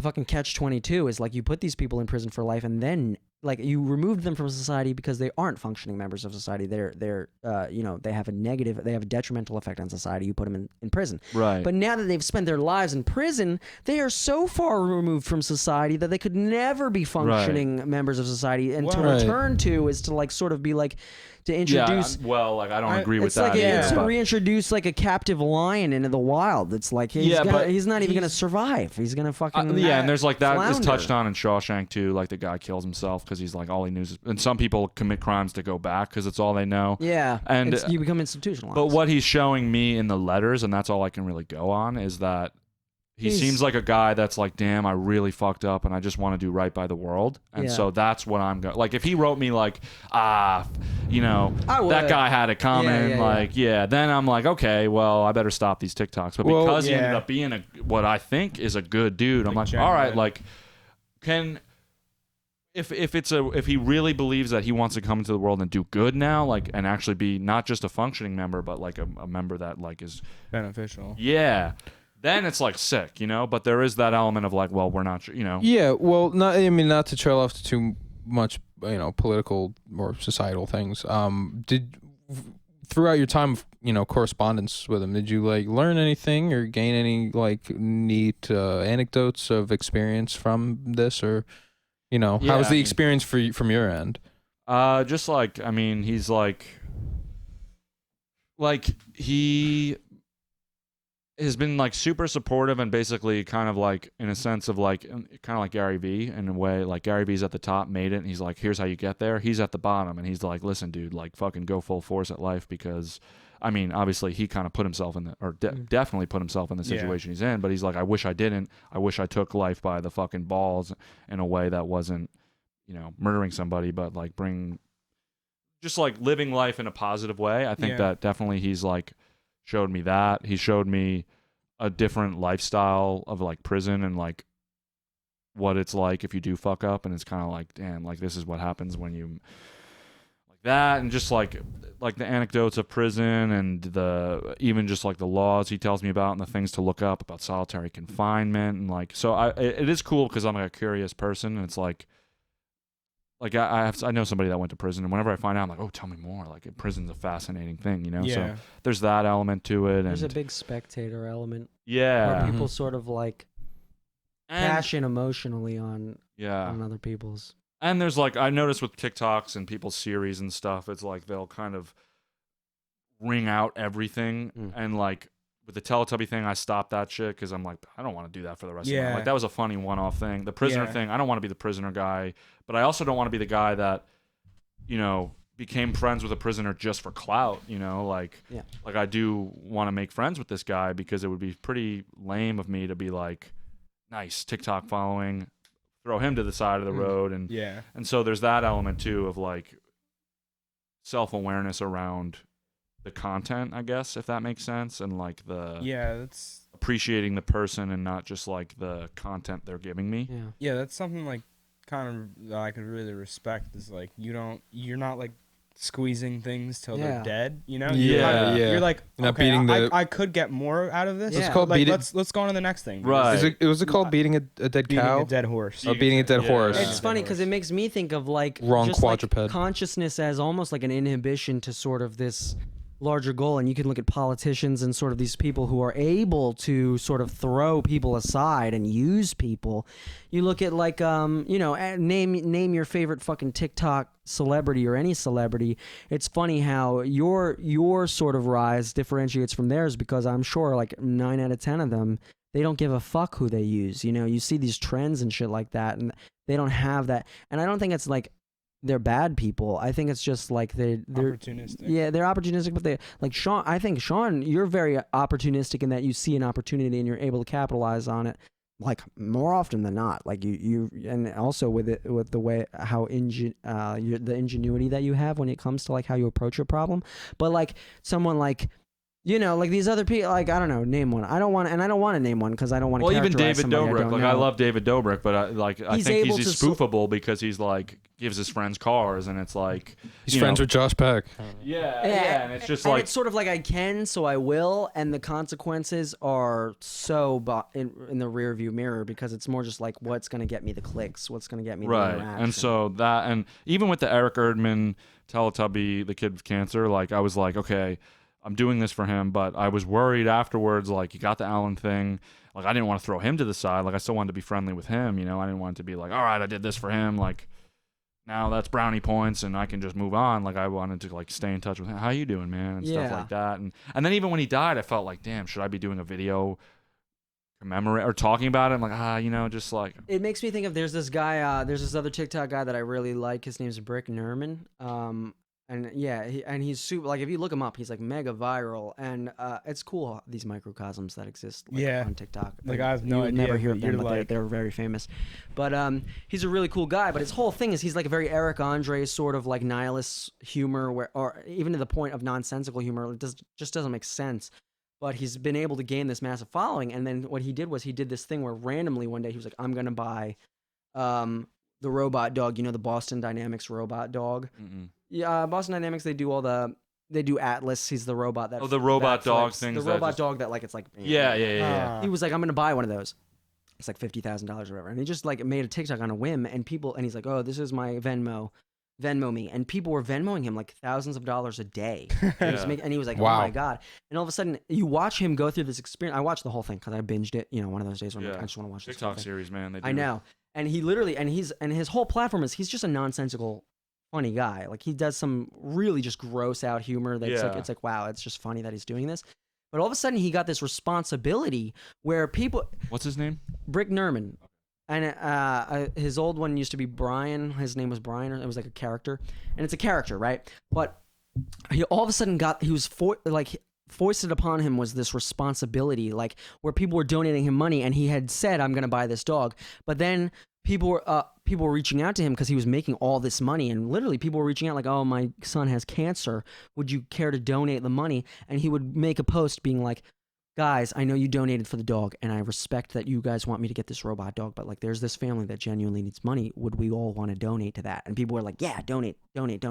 So it was cool because it honestly reminded me, I watched this recently, like only like last week, and it reminded me of what you went through pretty much with people all of a sudden trying to hold you to task. And you also, because you did a good job of trying to hold yourself responsible, like being realistic and being like, I have this platform and I can do some good with it. Yeah, and it's funny. There's the duality of it where it's the creator and the audience, and it is a participatory thing where we're gonna make this guy famous, but he's also gonna speak for us like now. a forced like responsibility. And you have. and it was funny because you watch this whole series where okay, well then he finds a dog on like Alibaba or whatever where he can get the dog for like 20,000, and it's the same thing, and everyone was pissed. They were like, no, we want the big dog. And he's like, guys, but I could do some good stuff with the rest of the money, and then I could get the cheaper dog. Like, we don't have to do the dog. And they were like, we only donated because we thought you were getting this big dog. Like, I would not have donated $100 if I didn't think you were going for the big thing. And it's such a weird dynamic. And you can see in his face how he's like still in character and still being funny, but you can see the line that he's riding where he goes, let's be realistic, guys. 50,000 is so far in the distance, but we have 20,000 now. We have 25,000 now, and I can donate the rest to charity. And people are coming to me, going, "You have this money. You've gotten this. You've gotten this platform. Right. If you don't do good with it, you're an asshole." And these other That's people weird. going, "If you don't do the funny thing that we want, you're an asshole." And it's like, it's so weird. And it's kind of like the church when what was the church that burned down in Italy, and everybody donated money, and they're like, "Oh, they'll donate to that, but not to." It's like, yeah, but like. I don't know. Like you could do multiple things with money, and if everybody's donating to the dog, like that might. He has their investments in mind, but at the yeah, same well, it's time, like you know, you could say, oh, you could donate to cancer, but it's like, yeah, well, it's not my money. Yeah. You know, like I can't donate. Exactly. Yeah. They had something in mind that it's a product. They Yeah, spend money they on a paid product. for it, yeah. And if you fall through on the product, they're gonna abandon you and your platform that you were using for good. Now But that is a weird evaporates. spot because it's like if you had 25K. And this money stops. It's like, well, what do I do with this money? I can't get what they wanted me to get. Yeah. Get the cheaper dog, donate the rest. It is weird. It's a tough spot to put in. And then to pocket it is even more like morally bankrupt. Is to be like, okay, oh, well, I'm yeah, just gonna that's keep the rest. You can't do that. It's funny because like when you look at yourself as like a brand and stuff like that, you acknowledge the fact that your audience is more than just a passive audience. They're like investors at a certain point. Yeah. Interesting. But he's a really cool guy. And Brick Nerman, I've been following him for a while. Like, if he sees this, bro, I fucking love that guy. I don't know if he will, but maybe he will, honestly. Maybe this shit'll pick up. He's awesome. He's a cool guy. But it's funny. And he's like a young kid. I mean, so many of these kids now are handed these responsibilities, and it almost goes back to what we were talking about Doug having this young man's mentality or young woman's mentality, and then having to make grown man, grown woman decisions with that. Right. And all of a sudden When have you're this not. responsibility like put upon you. Like, it's not something I would ask for. And honestly, It's funny. It just reminded me. I saw today a TikTok that went viral from yesterday. A girl it's just, and it's funny how you can on TikTok. I could film something right now. If I say the right thing, it'll go super viral, right? I don't know what that thing is, but so it's this girl dancing in her kitchen to a song. And it's like shaking her boobs up and down. not even just like literally fully clothed, man. just her dancing, and the text over her says if I forget the football team, like the Detroit Lions. Lions, yeah. Yeah. Okay. Wow. I don't know. Not a either. football fan, but Yeah, it's Neither Detroit am I, Lions. but, no. If they comment on this TikTok, I'll shave my head. It's like at like 10 million views. Every NFL football team commented, including the Detroit Lions and NFL's TikTok. Super viral. And now the post today is like her like reacting and like I'm not gonna shave. well, she didn't say that, but everybody's commenting like we know you're not going to do it. The Detroit Lions commented on the newest video like Damn. like kind of mean. They were Yeah. like so you're just going to use something like Oh yeah. something not that. It wasn't But that, like but it was still, like that yeah. kind of thing. And then the next video she posted, they commented again like, "Well, we're waiting." And I'm like, "Damn!" Right. Like she probably That's like kill yourself. We all pay. We all put in our tickets right now to Right. see you self harm or something. Me? Yeah, and it's like I get, You signed up. and I do, and it's like she probably didn't know. Like maybe she thought maybe She they probably will didn't even comment. expect it. She probably like that's not gonna. Yeah, happen. exactly. It's like But a it's pissing in a weird, bucket. right? It's Because like- it's like, yeah, however you describe it, of whether they were like that aggressive or not, it's weird how like who's I don't know. It's not necessarily like a right or wrong kind of thing, Yeah. but at the same time, it's like, all right, you said you were gonna do this thing, and now Yeah. everyone who's saying is like, I want to see if she's actually gonna do it. We Right. propelled you to this point. Now you got to pay up because Yeah. that's what we're invested in emotionally. Yeah, And and like, can you walk the walk I kind feel of thing? bad for her, but I feel like I mean she You put the kind of content. sign up for it, man. Well, you Yeah. had that experience with the Shia LaBeouf like art installment where you all of a sudden experienced like the power of Wait, the what? internet. Yeah, I didn't I'm gonna go- I'm see gonna- this. You can tell that I'm the shorter of the two because my bladder capacity is way limited. Dude, I've went I'm gonna That's two go or fine. three Jack went times. 3 I'm about times, to go dude. again. I'll tell you like But hyper speed. This is what a good, yeah, happened. yeah. This is a Yeah. good one. Hopefully, I'll come back. At the end of it. Yeah, it was just like Shia LaBeouf did like this art installment in Queens at this museum where it was like He Will Not Divide Us. It was a live stream with a webcam on the wall, like when Trump was inaugurated. And I went the first day because I was like, dude, it's just Shia LaBeouf. Like I looked on the live stream, it's just him, maybe a few other people. I was like, let me go meet Shia LaBeouf. Went the first day. Sure enough, he's standing there and like we're just bouncing up and down in front of the camera, like He Will Not Divide Us. And like we did that for like an hour. And it was weird because like Trump supporters came and they were like pissed and they were like, oh, like this. And I kept the peace. I was like, dude, like if you believe in Trump, like you can say He will not divide us because you believe that, you know? And so what happened was a pizza came and it was a delivery pizza. And at this point, Shia LaBeouf's sitting on the wall and it was like, hey, this is from London. Like they called from London. They're watching the live stream. They like what you're doing. Can you give this to whoever's here?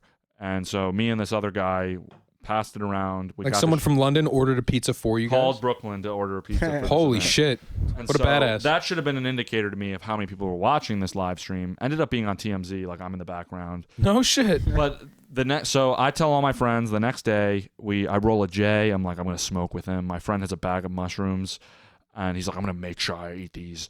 And he was feeding them to us on the way. And so I didn't want to eat them, so I was stuffing them in my pocket. I had a joint in the other pocket. And so I have like one pocket filled with mushrooms. And I ate a tiny bit and one pocket filled with the joint. And we get there. It's a bigger crowd today.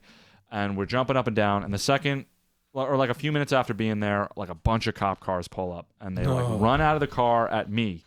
And they start patting me down. And I'm like, all my friends run.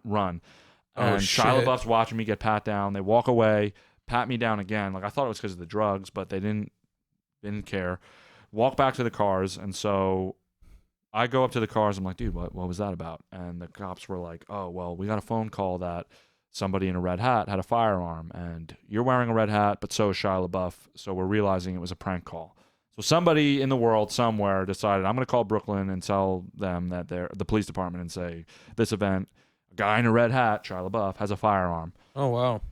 So I go up to the webcam and I'm like, because like everybody this like is this I don't know the what it's internet, called, but yeah. This is the like not the mistake, but this is the interaction that. yeah. So It's I like went up to the swatting. webcam So wait, and I was like, because now everybody like kind of like walked away from the webcam at this point. I guess because of the cops, I don't really remember, but I was like, hey guys, that was real funny. Like this is what happened, but seriously, make me a meme. Guy in red hat or something. How cool would that be? Like my Twitter handles this, my Instagram handles this. Walk away. Didn't think anything of it. Look at my phone, and like my notifications are blowing up, and it's like Oh, some shit. fans like, hey, you're funny. Some people are like, fuck you, dude, like calling me every word in the worst things in the world. Wow. And I think it was like people either angry about like me being at this protest or whatever, but there was like, and so that was freaky. It was like on every social media account, people hating on me. And then my mom texts me or calls me crying because people are messaging her, commenting on her thing, like, you're a whore, your son's a loser. Like, Wow. one person messaged her, like, getting creative. They were like, saying like you're a crack addict and things like that. yeah, they messaged her. No, like, this is where it was, like, super creative in that they wanted it to feel real. So they messaged her, hey, me and your son are good friends. I'm really worried about him. We've been going to gay bars together a lot, and he's addicted to cocaine really bad. Yeah. Like, some weird shit, dude. Holy shit. And so... And like, what do you say when like you're getting all these messages? Yeah, That's messed and up. The one thing they photoshopped me on the webcam image with a rifle. They sent her that. She thought I had a gun. Like, it was just confusing for her. She went from not having anything going on in her nothing day to day happening to to this. Just comes out of nowhere. Yeah, and so I talked to like the museum curator. He was like, "Oh, dude, they like hacked our system. You better like double authenticate like your account or delete it for now." And so I like deactivated, and like every once in a while now I'll get like somebody will be like, "Are you the red hat guy?" And like it's weird, but Yeah, it's kind of weird. Holy how, shit. Like, power I of the wasn't even internet. familiar with that. I didn't don't even know how that many- happened. like now, like more of my TikTok and like I'm starting to like views like Gary gets 100,000 views, anywhere from 100,000 to 1 million. Like I'm more like cognizant of view counts and what they mean. So I'm curious today, like how many people were watching that live stream. Was it like 50,000 or was it 1 million? Or I have no idea. But and then I talked to Shia. He was like, "Oh, they thought you were me," and I was like, "Yeah." He was like, "That sucks." And I was like, "Listen, I got a joint rolled. Do you want to smoke with me?" And he was like, "Well, when the cops leave, we can because I'm on probation." So this was before I got a photo with him. It's on my Instagram, I think. Got a photo with him, and then I did the webcam thing. Got freaked out. Now I'm kind of coming up on the shrooms, and my phone's yelling at me like thousands of voices. So I just went home, and I was like, "Oh my god, I'm gonna be like." That would be fucking like. you were on shrooms that time, dude. That very like it was like a Still. little bit. I went, but I Still. don't remember if I saw Shia. I remember being there though. Who did we go with? It was me, you, or Vinay, Tucker, Or. I miss Scotty. Or with all my heart, man. Or if Shoutouts you, Or. if you see this, I love you, Or. Yeah, I Or's miss a that great kid dude. so much, man. You could do a whole podcast just about him. That is the number one thing I miss about New York City, and it's funny. I think it honestly speaks to like another difference between the two of us is like the New York City has this weird opportunity where on any given day you could meet X person, you know, and just There's a lot Yeah. of big people who live in NYC. and the difference, like Sean, you were always very like proactive in trying to have those encounters, and I think I sort of took a backseat to things like that, where I'd be like, oh, you know, and I'd find like a genuine enjoyment out of it, like I'd be like, oh, that was cool, like we met that person or whatever, Yeah. but like it was cool because I think from the moment we got there, we were going to what's the cafe with the mac and cheese where Louis fucking the Comedy Cellar's in the Cellar, basement, but the restaurant is Olive Tree. So there were these cafes where we knew celebrities would frequent, so we would go and just get meals. And like literally, you met who's that guy? Rick Crom, who's a really cool guy. He's on Chappelle's show a lot. That's where I know him from mainly. Oh, that Rick. Oh, shit. and we I know met him. I met Rick Crom through you, but you were Yeah. friends with Rick Crom for a little bit. Yeah, Like, well, I took the friendly Comedy Cellar acquaintances. classes and he Yeah. teaches them. But And that too, yeah. Well, he taught you. So literally, like, Sean took this like sort of proactive approach where it's like it's sort of a sandbox environment. Anything can happen, and but it's really cool. I mean, like, I do genuinely miss that about New York. It's sort of like I don't know. It's just an eventful fucking like anything can literally anything can happen. We've met all Yeah. kinds of celebrities and shit like that. But what's cool is to see how Sean takes that opportunity and like capitalizes on it. I think it goes back to the opportunistic thing, which is it's just interesting. It's just something to note, honestly. now that we're on people from New York, this was one of my last things to hit, but I hate feel it, like I yeah. could. Yeah, I feel like we could hit Can I on rip it. that Hit out? on it right Put now. a counter in here every time I Shout- ask for this. Shout outs to That's all on Jack. Prod Musa, right? Probably music. Moses. Moses. Shout outs to him. Shout outs to Bless Jones and Joey Psycho. What's his new thing? Magnolia Music. Magnolia Joe Music. Shout outs to all Gershoni is them. one of the most talented. Smartest dudes. How did you you would- guys hook up with all these people? Because they're That's a cool story. like That's a great like- story. Yeah. Well, it was we were on the Laughing Matters floor freshman year. It's like a comedy themed floor. I actually Oh, didn't. really? that's sick. That's I was dope. on the 7th floor, but because Sean's my best friend, again, another instance where Sean like sort of facilitated my social interaction with other people. But they're all great friends of mine. I love them to death. They were Yeah. awesome people. And they were And all on obviously the I- floor. Yeah. Oh, they were all in your. And Not obviously, we all Moses love and- comedy. Like we were stand-up comedians, Yeah. stuff like that. But And so like our entire friend group was on that floor, and then Moses was just like he's a loud personality, and like we kind of like. Our friend where was he from? Because I know Orr was in West Tower, and He we was were in Hayden. Oh, that's Wait, right. So just so I'm familiar with who's Yeah. who, who are you referring to these people as? Hold on, So- Jack, Blessed. Jack, can I'm I sorry, stop? Not Blessed Jones. Prod Musa is Moses. Moses, Yeah. yes. Jack, can I Bless stop Jones for 1 is- second? sure. Can you make sure that's still filming? Yeah, sure. Just for So you can keep Bless talking. I'm Jones sorry, I didn't mean to is- interrupt No, no worries, anybody. no worries. and who's this Orr character? Orr is a legend among legends, man. He Kid from Israel. that, like- craziest character maybe of my lifetime. One of the Yeah. craziest top 10 characters. He's from Israel. He's from Tel Aviv. Is it really? have the sound and That's fine. Gotta figure out how to get home. Still in it. We good? Oh. Oh, Jesus. nice. We'll just have the sound at this part. We'll just have a picture of Orr. Yeah. Just like Let's just talk over a picture of Orr. That's all right. Cool. is that okay? We're all in it. We're chilling.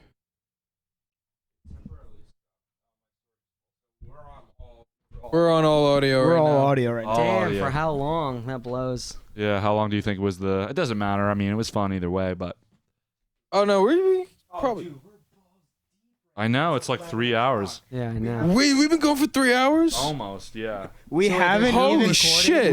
we haven't gotten to the first topic that I wrote down yet. Really? I feel bad because I've gotten to pretty much You all got- of mine. And just know that if you ever want me back, like this is fun. I'll Dude, come back. we- and do We're it. gonna have to make this invite a us back. episode Please invite two. us Y'all are back. so welcome to come back for dude, real. this is- I would happily come, bro. This is sick. But Yeah. to Yeah. continue, I'll bring my own vape. Where we're okay, cool. No, I don't want. No, I don't want you to do that. We'll Alright. get one. We'll have a guest vape. That's sick, dude. We'll I love sanitize that. it for COVID purposes. But Holy shit! Can I hit that next? so So, all the right. homies. I'm sorry, I didn't mean to interrupt anybody with No, that. no worries.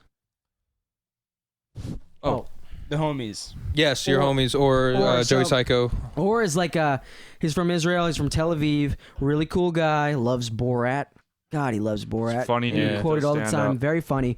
Loves Borat. He loved. Yeah. No, I'm sorry. Actually, me too. If you don't mind. Better than Borat, he loved Zohan. He Yeah. would always quote Zohan, and because he loves that, because it's a comedy about Israel. But he, I don't want to speak for him, but he was like well means. Yeah. That's the other thing. In NYU, we met a lot of rich kids. Most of our friends are definitely above our social strata. Oh, yeah. Specifically above mine. Yeah. I understand And that. they're wealthy kids. And Or I got an Apple Watch, dog. Come on. yeah, dude. What are you? And any AirPods, man. AirPod Yeah. Pros. You getting that dude. Bluetooth right to the cranium, Bro, bro. I went. The high school I went to was in one of the richest towns in New Jersey, and I Yeah. hated To everyone give there. you a level of how rich these kids were, we knew was Orr and his friend Rodney, Yeah. who was like a dark web hacker from Israel, right? And I don't know how. I think he got into the school honestly on illegitimate means. I think he literally like somehow scammed his way into the Holy school. shit!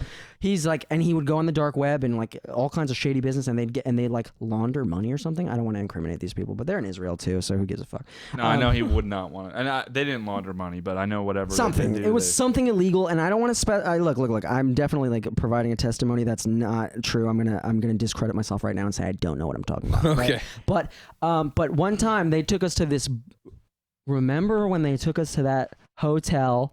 They booked us. They booked all of us. It was like what, 7 freshman dudes, and he booked that room in a nice ass hotel in Uptown Yeah. Manhattan. Remember that? That was sick. And it was like the lobby Sent was me like. a video of it the other day. Really? Holy You have shit. Can you send it to me? It was on Snapchat. The video is like, or the video, the actual day is like the lobby is like gold. And Wow. It's like it's just so old money. We walk in with backpacks. We walked in with backpacks, and they must have looked at us like these losers. They can't afford any. And literally, Orr goes, "Oh, we want a room." Paid for a room. We go up to like what, the 24th fucking floor or something like that, and it's this big ass high ceiling room, and we're like jumping on the beds and smoking weed and fucking doing and drinking and just doing all kinds of drugs and shit like that. And it was wild, man. That NYU was that, bro. It's like. Not NYU, because NYU's honestly fuck NYU. But New I'm York. less that way, but I He's less understand that way, the but sentiment. I think it's just a huge scam. It was a huge scam. Oh, We were college taking is a film schools, scam. and they're like, "Oh, you're paying like $1,000 for this class. Watch some movies, and Yeah, and then like I can talk do about it the on my own. movies." And I'm like, "This is bullshit, man." I Right. honestly learned way less from NYU. I think it's more for if It's you're the an connections. if you're an If you're opportunistic opportunistic. person like and me, and then me, it's like yeah. you got to be self-aware with it. Yeah, I think that's crazy. And The you know, people at NYU though, the kids I met, the students I met, love them. The people we met, like Dan, Rose, Matt. Sorry, I got it. Matt, like all these people, they're like great people. Like the students there, like whatever their means are, whatever their financial means. It's not to discredit them because they're all Right. genuinely hyper creative people. yeah, of course. Very, very talented, very creative, very funny people. Funnier than me. You know, funnier than I felt the Sean, same way. Like Sean's also like In league I above would me, agree. but, like, you know what I mean? Tucker They're is very like- talented, very earn on I their wouldn't own say that merits. either though, because a lot of people we've met in like people will say to me, "Damien's great. You should bring him around more. He's funnier than you." Dude, it's funny But because I I'm do so believe that, yeah. self-deprecating. Haha, fuck me. I shoot myself in the foot. I It goes back to love the self-destructive thing. I meet people and I just like tank my relationships The with those weed pen people. if anybody wants. Oh no, I'm good. Ah, Yeah, man. Next, I was about to That's- hit it just because We're deep now. I so do it's- start a new job. Yeah, I know. That's why I'm like I don't have to be as charismatic anymore. But I do start a new job tomorrow, so Yeah, what is your new job? it's 1:37 p.m. It's like Gary's trying to grow it into like a bar stool. So it seems like you told me about that. yeah. So I don't know what it entails, but like I got to do one more thing for Gary. Like I said, I was gonna do it after this, and so Are you actually running it? Like he? I don't know yet. I'm excited to see. The guy told me, he was like, dude, if you wanted to go to like cross country in a rental car, like you could do that, would pay for it. I don't know. Like we'll see if they live up to that. I believe them. I have some ideas written down. Hopefully they like the one idea I have is making with, and I'm excited to see what you guys think, and feel free to give criticism or whatever, but basically like an interview, like a podcast with video where Mark Normand is this comedian that I've met before. You know Mark Normand? He's a stand-up. He's I like think I've pretty heard of big. him. Yeah. Name sounds familiar. So I like film for him, and so like my first episode I think will be like it's basically you invite somebody on, an artist, and you make the thing they're known for while also interviewing them. So That's like really cool. so like Mark Normand, I'm thinking we'll do this. We sit down, we write a stand-up bit together while I also ask him questions about whatever, like his life and shit like that. And so I think it'd be cool to show like the process of making this art. And so like let's, in an ideal world, let's say I can have Post Malone. Like I'm not saying that's gonna happen, but let's say I could. How cool would it be to like, oh dude, so let's just like jam along, like show how do you come up with shit, Yeah. and so Kind of create a song through the process of interviewing him Yeah. or talking to Step him. by steps. And so with the Mark Normand thing, maybe we'll go try out these jokes and at a mic that night, and like it could be a whole episode. It's That like sounds- making That with. sounds That's so genius. sick. Okay, I love cool. that. That's something that like I want to try and do kind of in Yeah. a similar way, because I feel like with art and especially music, sometimes you have to like see the music being created or see Right. it being performed I'm live such to a visual appreciate learner. it. Yeah. How cool would Yeah. it be if you could watch Same. a podcast where John Lennon or Paul McCartney sat down and made a song? Yeah. That'd Even be if it was sick. Think garbage, about the just to wealth see of their. knowledge that would come just from that. Exactly. Yeah, Yeah. definitely. The like So that's what I want to do. I'm hoping they let me do mirror into that. someone's mind. What's amazing about Sean is he's got this ability to like not only convey your ideas, because he's just fucking full of ideas. He's full of ideas, man. Yeah. He's A about- lot of them are bad though. But no. But the beauty of it though is that you have this ability to sort of like meet somebody on their level to the point that they like Gary Vee. Honestly, I think it's such a cool relationship that you've established with Gary Vee, where it's like you're just his employee, but at the same time he sees the potential in you. Yeah. You have that ability, and it's just like it's one, it's remarkable, but two, it's a gift, man. And I'm honestly like, I'm so excited for what Sean does, and I've always been excited for what you do. Yeah, Speaking of things, I'm sorry, Jack. Speaking of things that Sean does, only because like I realized we've been going for quite some time. Yeah, I don't want to keep you guys here too long. Keep us as long as you want. Like, yeah, the only reason I was like saying like we'll wind down like soon, but like I'm having fun. I want to come back and do this again. Like, yeah, absolutely. For sure, like, part 2 soon. Definitely. We're probably gonna have to make this one a 2-parter because of how long it is. But maybe, I don't know. Either way, we mentioned it at the very, very, very beginning of the of this episode. But do you want to talk a little bit about Turtle in the Sink? I would actually like to call you out. This is gonna be some He's got something to say. This is gonna be some gotcha journalism. Okay. When you were doing the Turtle in the Sink, Yeah. you were taking donations for copies of it, and I said I will send you my whole Venmo balance. And I am waiting for my copy of that movie. Damn, you know, that's the funny thing is like I'm very like ADHD or just like I'll put things off, and so I know that I owe people copies, and that's fine. I've wondered if people have like thought because I'm ready to It put goes it. back to the investment thing that we were talking Yeah, about. it really Yeah, does, for and sure. and it's also a place of like I don't even know who I owe it to. So like I'm gonna be putting it on YouTube soon. Have you seen it? I haven't seen it. Dude, I've I'll been send you waiting a to see copy. it. Dude. I'll send you a copy tonight. Oh yeah, man. I've But, seen it. I was at, and I'm it's off really the good. next It's 2 amazing. days, It's so- amazing. Sick. I was at the private. Do you want a quick little Yeah, so it was just synopsis of like- what it's about? It was like freshman year. I went to like a stand-up thing for some guy. It was like a bringer show. So you can go on any stage you want. If you do like a bringer show, it's like you just got to bring a certain amount of people. So I went to this guy's thing. He performed. We got a drink afterwards. My card got declined at the bar. I had no money, and this like older woman was like going through. It's like a long story, so I won't say the whole thing because it's like so many details. But basically, I went home with an older woman, and I was super excited to like get with her. And we got there. It was like deep in Harlem, or in the Bronx rather. And she like had 1,000 cats. And soon I realized she went in the bathroom to shit in front of me for like an hour. Asked me if I wanted to get high. That's hot. Holy Asked me if I fuck. wanted to get high. And I High was like, on. yeah. And then I was like, yeah, I want to get high. So she made me go get the lighter. I came back to the bathroom and I realized she was packing a crack pipe, smoking crack. Her daughter's there. That, New mind York, you, man. is Oh my It's God. New my York City, age. dude. I told her I was like 23 because that was my. Or I think I don't even remember what I And said. we were what, 19, 20, 18. 18? We Yeah. were young. And so her Freshman daughter year. was like 20, so that was weird. She was sitting there, and then I found out the woman thought I was gay the whole time, and so.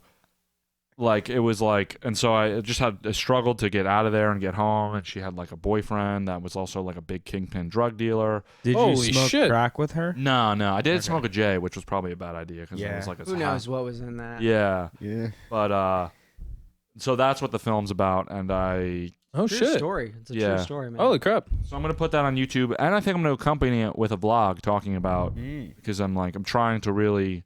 I haven't made any vlogs yet. I've sat down to record them, I but it's feel like you hard would because it's make like. Good vlogs. for Well, sure. it's hard because it's like hard to be like without the reception of like you guys like, oh yeah, that's cool, like or whatever. Like to do it to a camera is like It's like kind of like cringy. awkward. to do Yeah, it. I'm It's, sure like, I'll awkward. get better at it, but my and my parents are home, so it's hard to be like, what's up, guys? Like Yeah. so, but I'm eventually gonna do it. I'm gonna put it on YouTube and because there's music in it that's like I don't have the rights to, and it's like either I buy the rights, which is like thousands of dollars, or post to YouTube, demonetize it. It's a great film. If you've donated to Sean's film and are waiting on the film, it is Sorry. well worth your contribution. You have not. It has not been for naught. Interesting. It's very good. We you screened it at Tish. Yeah. For a lot of his friends. I was there, and the reception was awesome. Everyone fucking loved it, and the film is just beautiful. It's an artistic film, and like, it's funny, man, because like, it's as much like the mentality of kill your darlings, Yeah. But at the same time, it's like you got to separate yourself from it and like remove yourself from the equation because you do owe these people the film. Yeah. But not only that, the film that you do owe them, or the film that they are owed, is so worth the contribution. It's a great film. It's really funny.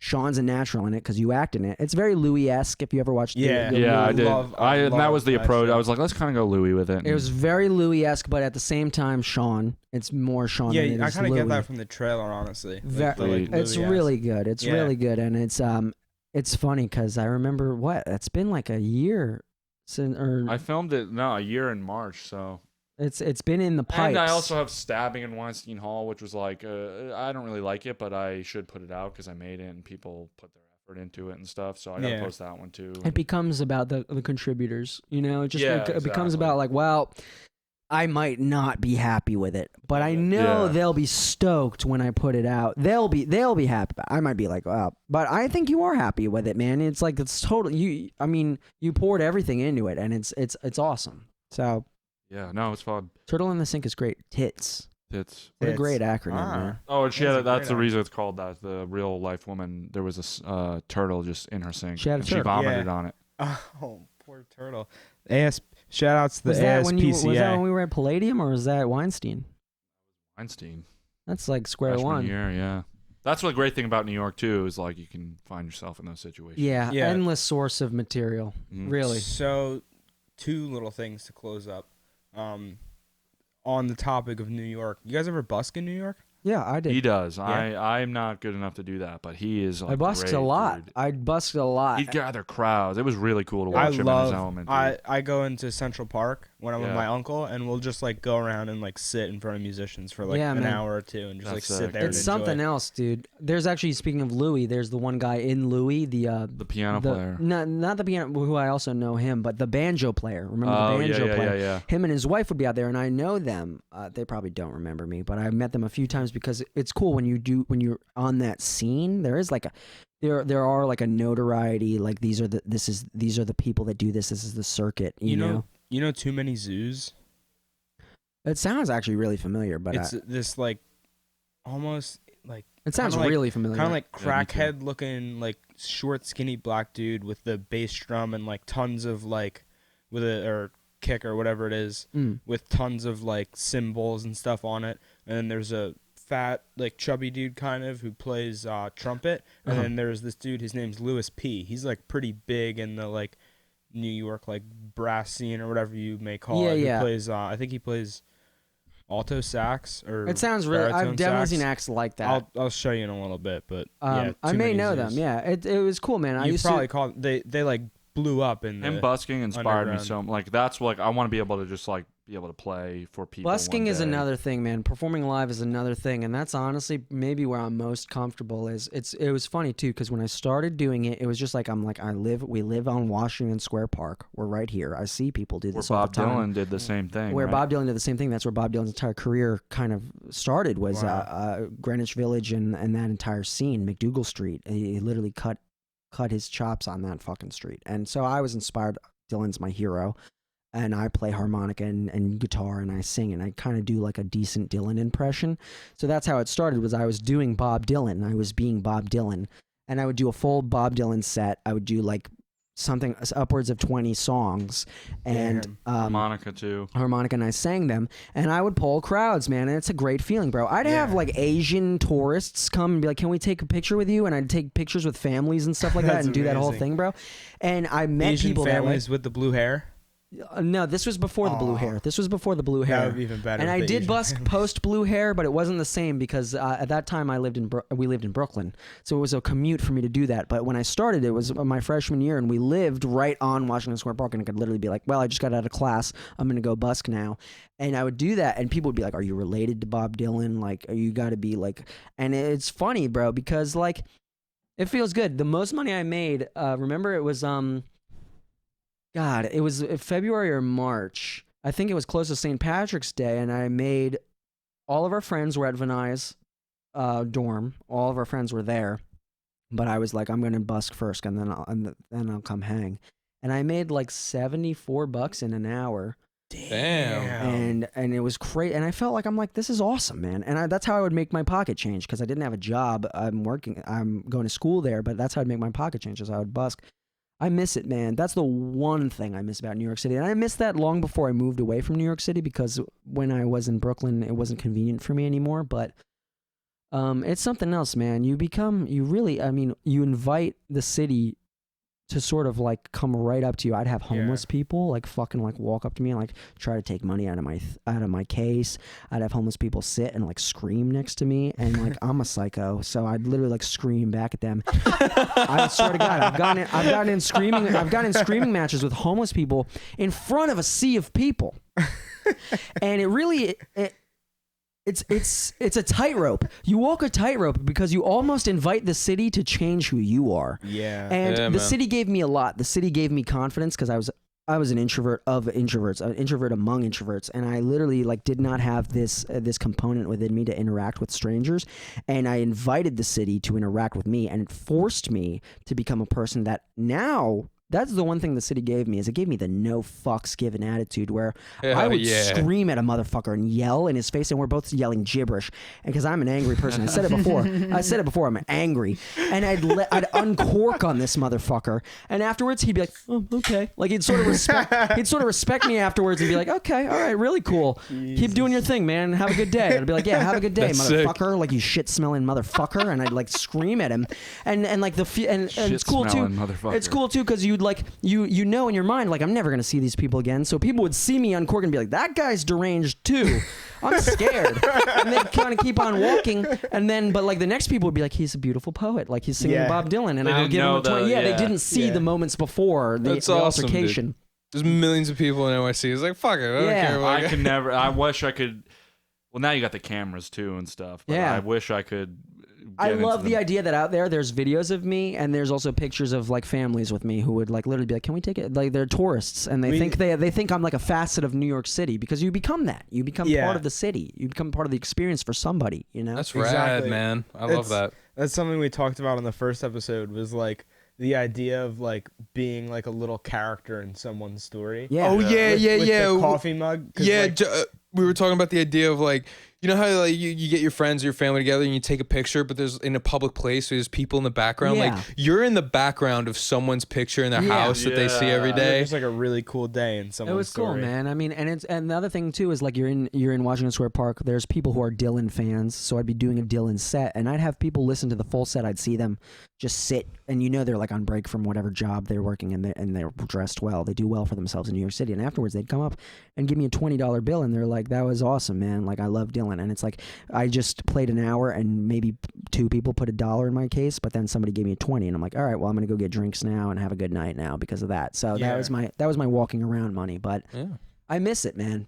Busking is another animal entirely. You could be the most well-produced artist and you've got millions of dollars behind you, but you go park your ass on a corner in Manhattan, and you're not that person anymore. And that was what was cool for me too when I started doing it. I was nervous. I was very nervous.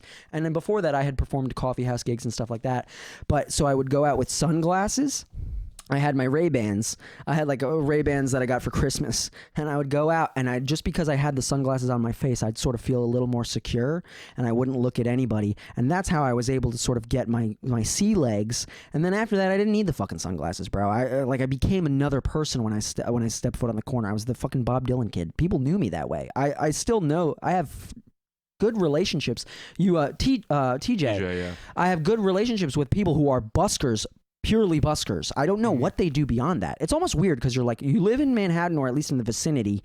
How do you get here every day? What are you doing? And you don't ask questions. It's not like, who are you? It's like, well, you're TJ and you fucking play a cajon and you sing R&B songs. And I would jam with that guy, and I jam with all kinds of people. And I literally was the Bob Dylan kid. People would just call me Bob Dylan. That is amazing. That's wild. Yeah, it's really cool, man. I love that. I'm so happy that I asked that question. and I miss that, man. And it's funny because it doesn't coexist with who I am necessarily as an artist, but Dylan's very much my idol and my hero. So I'm proud of that. I'm so proud of that. And you know, like that's sorry. No, just go real ahead. quick. I feel like that's something that like I wish for you to do. Like you should like go to New York every couple months and like do that like once a day at least. I you do. know? I hate I feel New York like- City, but I do miss that. Oh, Exactly. I hate yeah. New York City, but I do miss that.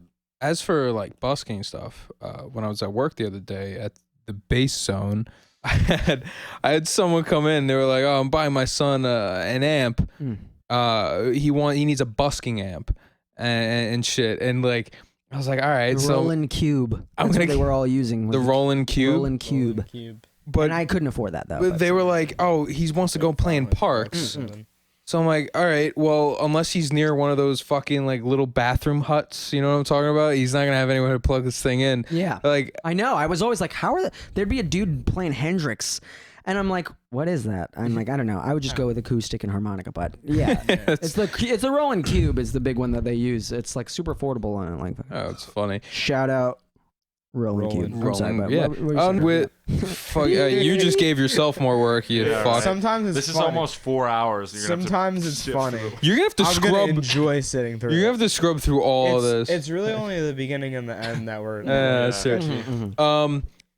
As you were saying, Bob Dylan is like a huge influence on you, and I noticed that not only you have a very broad range of influence. It seems you're an exceptional freestyle rapper. You did that beautiful Julia cover on your Instagram. I saw. Thanks. Yeah. And I noticed that in some of your old caricatures of yourself or drawings of yourself, you were depicted with a Black Sabbath shirt and stuff Sabbath like that. is maybe my favorite band. So More so than the Beatles. Yeah, even. man, And I grew up with the Beatles, but Sabbath is rad. I also grew up with Sabbath, but they're like the mainstay.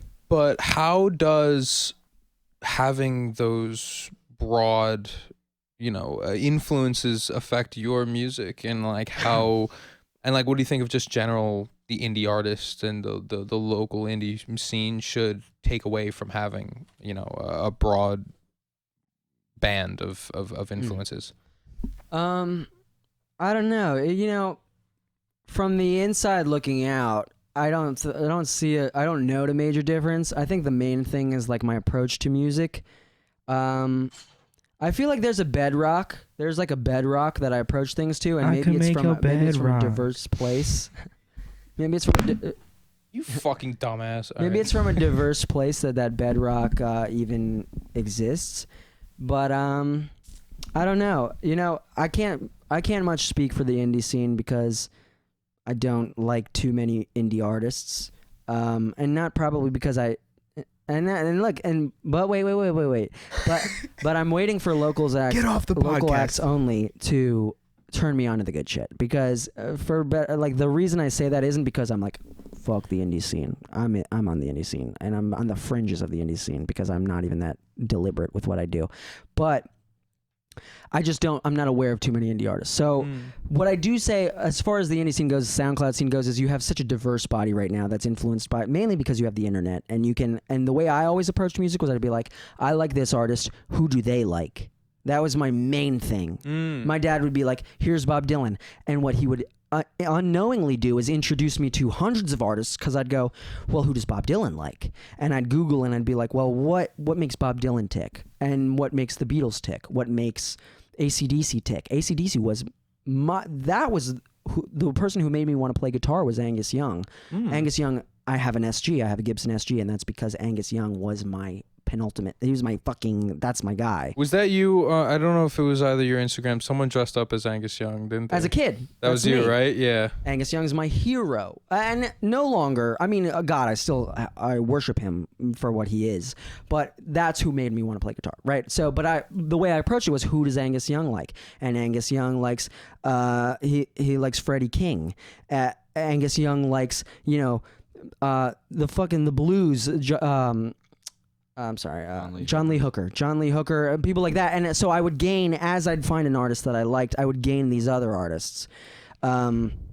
So yeah, I do have I know I have a very diverse musical taste. And it's funny because people, and like you said, like I'll show Damien an artist and he won't like them. And I feel like that sort of conveys this idea that I'm super narrow-minded with my music, but I love all kinds of music. I like to think I just like good music, and maybe that's the critic in me, but I love all kinds of music.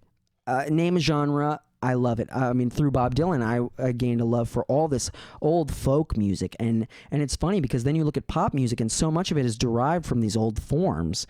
And I can play along with the blues. I can play along with a folk song. I can hear, like, I was listening. The most recent artist I listened to was Chris Stapleton. Was a new guy I listened to. Yeah, He's like a country guy, and it's funny because I'd be able to finish his melodic like phrase, and I'd sing it out loud, and I'd be able to resolve the first time hearing it. And it's not because like oh, I'm a prodigy or some bullshit. It's like, no, I've listened to enough fucking music. patterns. It's well informed. I can see the Yeah. patterns. I can see the framework that he's going off It's of. like the classic 1-3-5 in music theory. It's just something a natural resolve that your ear would exactly. like to hear. And even then, it's just like, I don't know. So as far as my music's concerned, I think, like XXXTentacion, the one thing I can say to his credit was he was an extremely diverse artist in so much that he's a great singer and a great vocalist, and he could express himself in different ways. But he also had definitely a diverse palette that he was into, right? A diverse body of art that he consumed that informed that diversity of his own art, right? So I think that I could say, and I won't say that I have that too, because I have 6 songs right now in the public sphere to my name. But at the same time, when I approach a song, it's less so like I want to just subscribe to one sort of niche. Bless you. It's less so much one sort of niche, but also just like pop music, maybe even, Right. because like pop is so diverse now too. Like I don't know. I have that inclination towards that. Do you stream music on Apple Music or Spotify? My music is on Apple Music, Spotify. My one song. Most of my songs are on SoundCloud.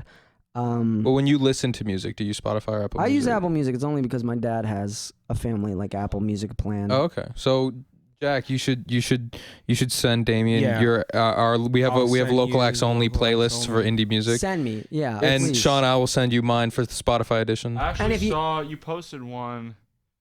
I didn't know who It's the on artist Apple was, but Music. I actually really liked the songs I was listening to. I Oh, do you have any idea who it was? That would be Wait, for cool if you could Spotify? give him a shout out. it was. I think it was on Apple Music. Oh, Yeah. okay. But Because I just have made my some. playlist today. So just to talk for a second about the Apple Music playlist, if anyone's still listening, or I mean for you guys, because we're all that matters right now.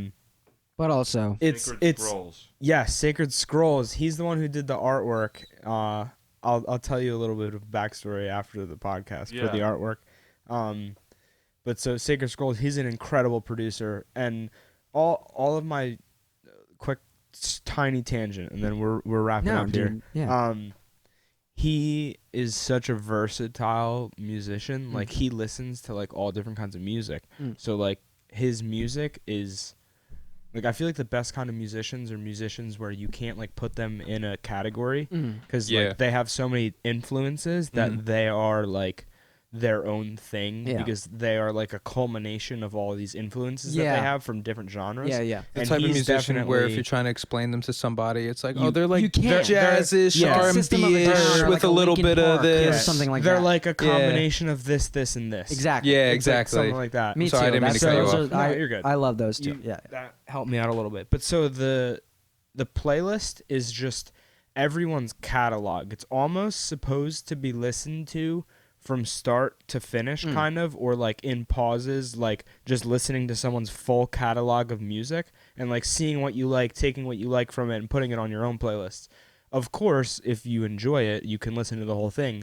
But there's so many like different genres and different styles that it might not be for everyone to listen to all the time. Yeah. Me personally, like I listen to so much music that like I can listen to all these different genres, but I know there's a lot of people who like if you only listen to like rap, classic rock, and like a couple other things, then you might not want to hear all this electronic music. So just listen through and like pay attention and see when it updates, and because like I update it all the time as I find new bands, and so there's always like something new and someone new's like catalog, you know. Right. So like that's the idea behind the playlists, really. That's sick. Yeah. Really cool. I mean, I'd like to submit a song for that. I mean, I We're think I definitely might have putting you added guys Really? stuff Am I on on to that? it. I don't beautiful. know if I added it already, but it was definitely like in my mind. Definitely send it to me. Yeah, 'cause it's in the link tree actually on the on the page. on the page. On Yeah, the I could Instagram. send it to you. Yeah. Okay. Damien, you said on Shoutouts to Spotify the you're page. just Damien.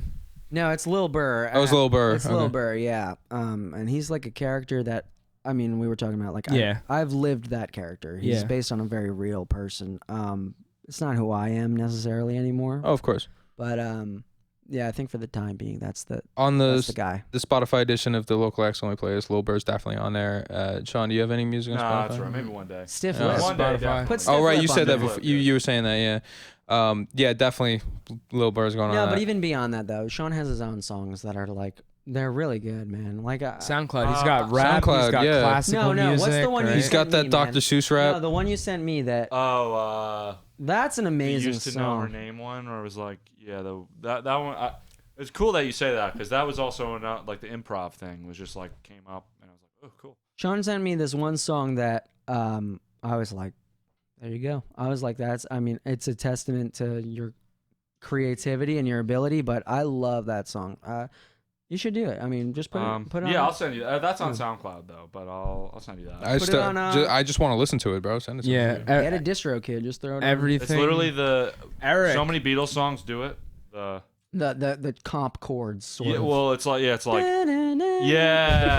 the bass. Yeah, and I know like that's like everything I've made that I've liked is that, and so that's why I learned Mean Mr. Mustard today. Yeah. Because I was like, That's it's another like one. dung dung dung dung. Yeah, It's like yeah. a new bass line because I keep falling into the ding ding ding ding ding ding. Yeah. Ding, ding. And so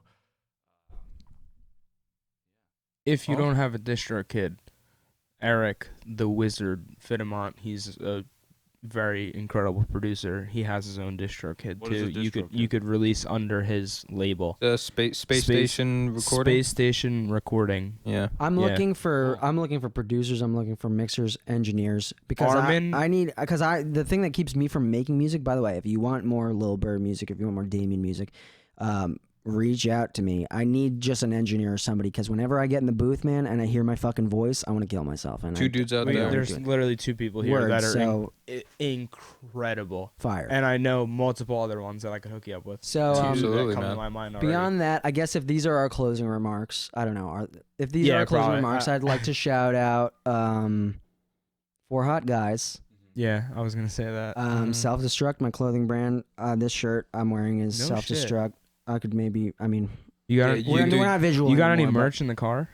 Not in the car, man. I was debating bringing you guys something. I was gonna say I'll buy. but I some don't have merch too for many. sure. Right now I have like the rough drafts, if you will, Yeah. of my clothes. So I was like, I don't want to give them like a half baked thing, but I'd like to give you. I'll definitely send you guys something. Yeah, I dude. I want to I'll want to pay pay for it. I yeah. want to support No, you, no, dude. We're all about No, No, that's not supporting where I'm the at, local because I actually brands. released clothes like a year ago and nobody bought them, and I'm like, I want to give shit away to people first. But don't worry, man. Look. Shit, I'm I gonna mean- send you shit.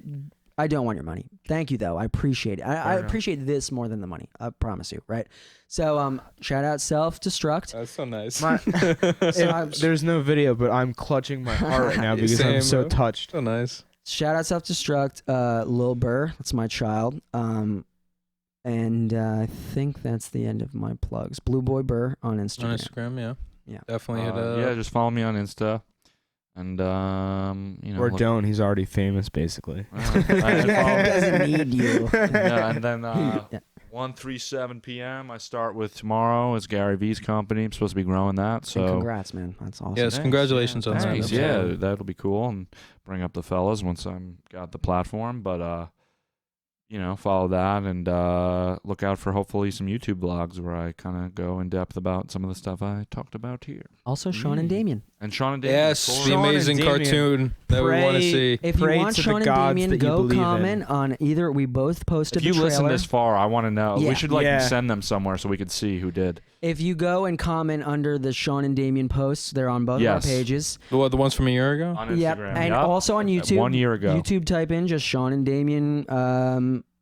The 29th of November, so Yeah. a year ago from. If you want it, let us 2020 know is because now. we very much want to do it, and we also want to see that other people are like excited. Yeah, about it. honestly, if you're here at this point, you think they're interesting enough to listen this far. So please, please, please go on their pages and look for that and tell them that you They might want it think you because guys are I the want it. interesting I ones. want it real Oh, bad. no way. We I- made this yeah, you podcast guys are the about ones- you and guys. also, Cool. and also local This is acts your only rodeo. until we die. Yeah, that's this the is other the coolest thing. I mean, fucking you're thing, here, man. but stay. This is the Yeah, coolest thank you fucking so thing. much. I've been saying, and it's you want to know something really funny, and you can edit this out, but like, it's not that it's significant at all. When I was starting my clothing brand, I was thinking locals only, and I was gonna make it like a thing. I was gonna do L.only, so it's lonely, but it's Oh, yeah. fuck. And you have my blessing to take that if you want, but I know it's local acts only. But it was funny because when you posted that first thing of locals only, I was like, there it is, man. I knew it was a good thing. Look Like, at that, dude. Dude, So- Damien says this is local acts What only. happens when you guys grow to like Joe LO. Rogan Yeah. size? Dude, this What's is local? This is everyone's local. somewhere. And it's global. Even the most famous people, they were local Everyone at some started point. somewhere. My Even though it's cheeky and like we call it local acts only, this podcast is for art. It's for creators of Yeah. all Cool. shapes and sizes. Cool. You know. Locals is who's here, man. This yeah. is the locals. Bro. everyone's here somewhere. Really cool. What was I gonna say? Well, what also give your shout outs and your closing Yeah. remarks. Well, Yeah, shout I just outs- want to. Yeah, go ahead, Jack. Shout outs regarding to you guys because these are people that I think are extremely talented and I really like, and they are all local acts somewhere. At Blessed Jones, right? Les Jones, yeah, Blessed- great At dude. Blessed Joe Love him. Jones, Psycho. like What's his R&B name? kind of Magnolia R&B music. kind of vibe from him. Incredible music. Like one of the craziest vocalists. Like Yeah, really good. I haven't been like keeping up with his Instagram lately, but I used to watch his Instagram videos of him like singing. Yeah, just he's still like doing no- those too. Yeah. No like track behind anything, just like singing, and I just like my mouth would just be dropped. Prod Musa, an incredible fucking producer. Yeah, very talented dude. Moses, Lived with him his for a name year. He is- learned a lot from him as well. great DJ too, right? Yeah. I think Yeah, super like across the board, funny Very guy, talented. And- charismatic. Yeah, really. the man once known as Joey Psycho. Magnolia music. I love He goes Magnolia back to Joey music. Psycho. I don't knock There- Magnolia music, it's yeah. but I was surprised. I was like, I love Joe. Yeah, Joe there's- Gushoni. There's three I love him. songs I love on him. iTunes, I think. The one's Lucky So Cigarettes. talented. He self-produced all Right? of Well, those. everybody loves Lucky Cigarette. Lucky Not my Cigarette. favorite. I'll tell him that straight to his face. I love Mr. Fantastic. Mr. Fantastic love is a good Mr. one. Yeah, that Yeah. is Yeah. amazing. That's a great song. All of those also mentioned before. Sacred Scrolls. Shout out to him. Shout out to my boy. Oh, I gotta cut it. Oh shit. That's okay. I forgot his name. He did the fucking artwork for the page. Also, No one will ever know. Tucker. I love No one will Tucker. ever know. Garborg. Tucker Garborg at Narborg, phenomenal writer, I phenomenal wish he'd comedian. make more content like He's so blessed, man. You're gonna see him one day. You won't actually see him. His name's gonna be in a credit of some phenomenal film. Yeah, and that's he's gonna be facts. so high on the tier there.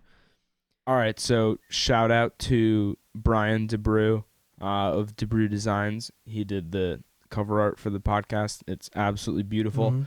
Another person who did cover art for the podcast was who you mentioned earlier, Sacred Scrolls, a good friend of mine, Brian. We met at Lost Lands. I was passing out cigarettes to people, and he wanted a cigarette, so I gave him the whole pack. We've been best friends ever since. that's sick. Yeah, and he made a freestyle actually for the second episode, a freestyle like a beat for it. Yeah. And then like this dude Vocal, shoutouts Vocal too, I guess. Watch episode 2 when it comes out. Freestyled over it, and it was really Sweet. cool. And The biggest shout outs to you two. Absolutely, This was incredible. I was about to say, like, yeah, shout out to Eric Fittman, the Wizard, Yes, and Space the Station Wizard. Records for Let's Record here, and as Space always, Station Recording. Space Station Recording. As Splitty always, peas. this is Jack Yates and Joe Esposito, your hosts, and the most amazing guests, Sean Millea and Damien Rivera. Thanks, guys. Dude, Thanks for thank you having so us. much. We're gonna be back on this show too because this was so much Without fun. a doubt. No And disrespect to definitely- the other Should you guests. have us? And chilling in real life, no mics, no Yeah. cameras. So Yeah. Oh, yeah, Off the of course. record. Yeah. Yeah. Should Definitely jump into just- you the- can Yeah, really see who. Yeah, we are. you gotta talk about our perversions. Yes. Hey, we were talking about necrophilia earlier, and I'm about to hit the That was record off button. record. That was off record. I'm Now about we to have to hit cut the- this from this. Yeah. I'm about to hit the record button, and we could talk about it some more. Cool. Sayonara, everyone. You fuck. Sick. I cannot.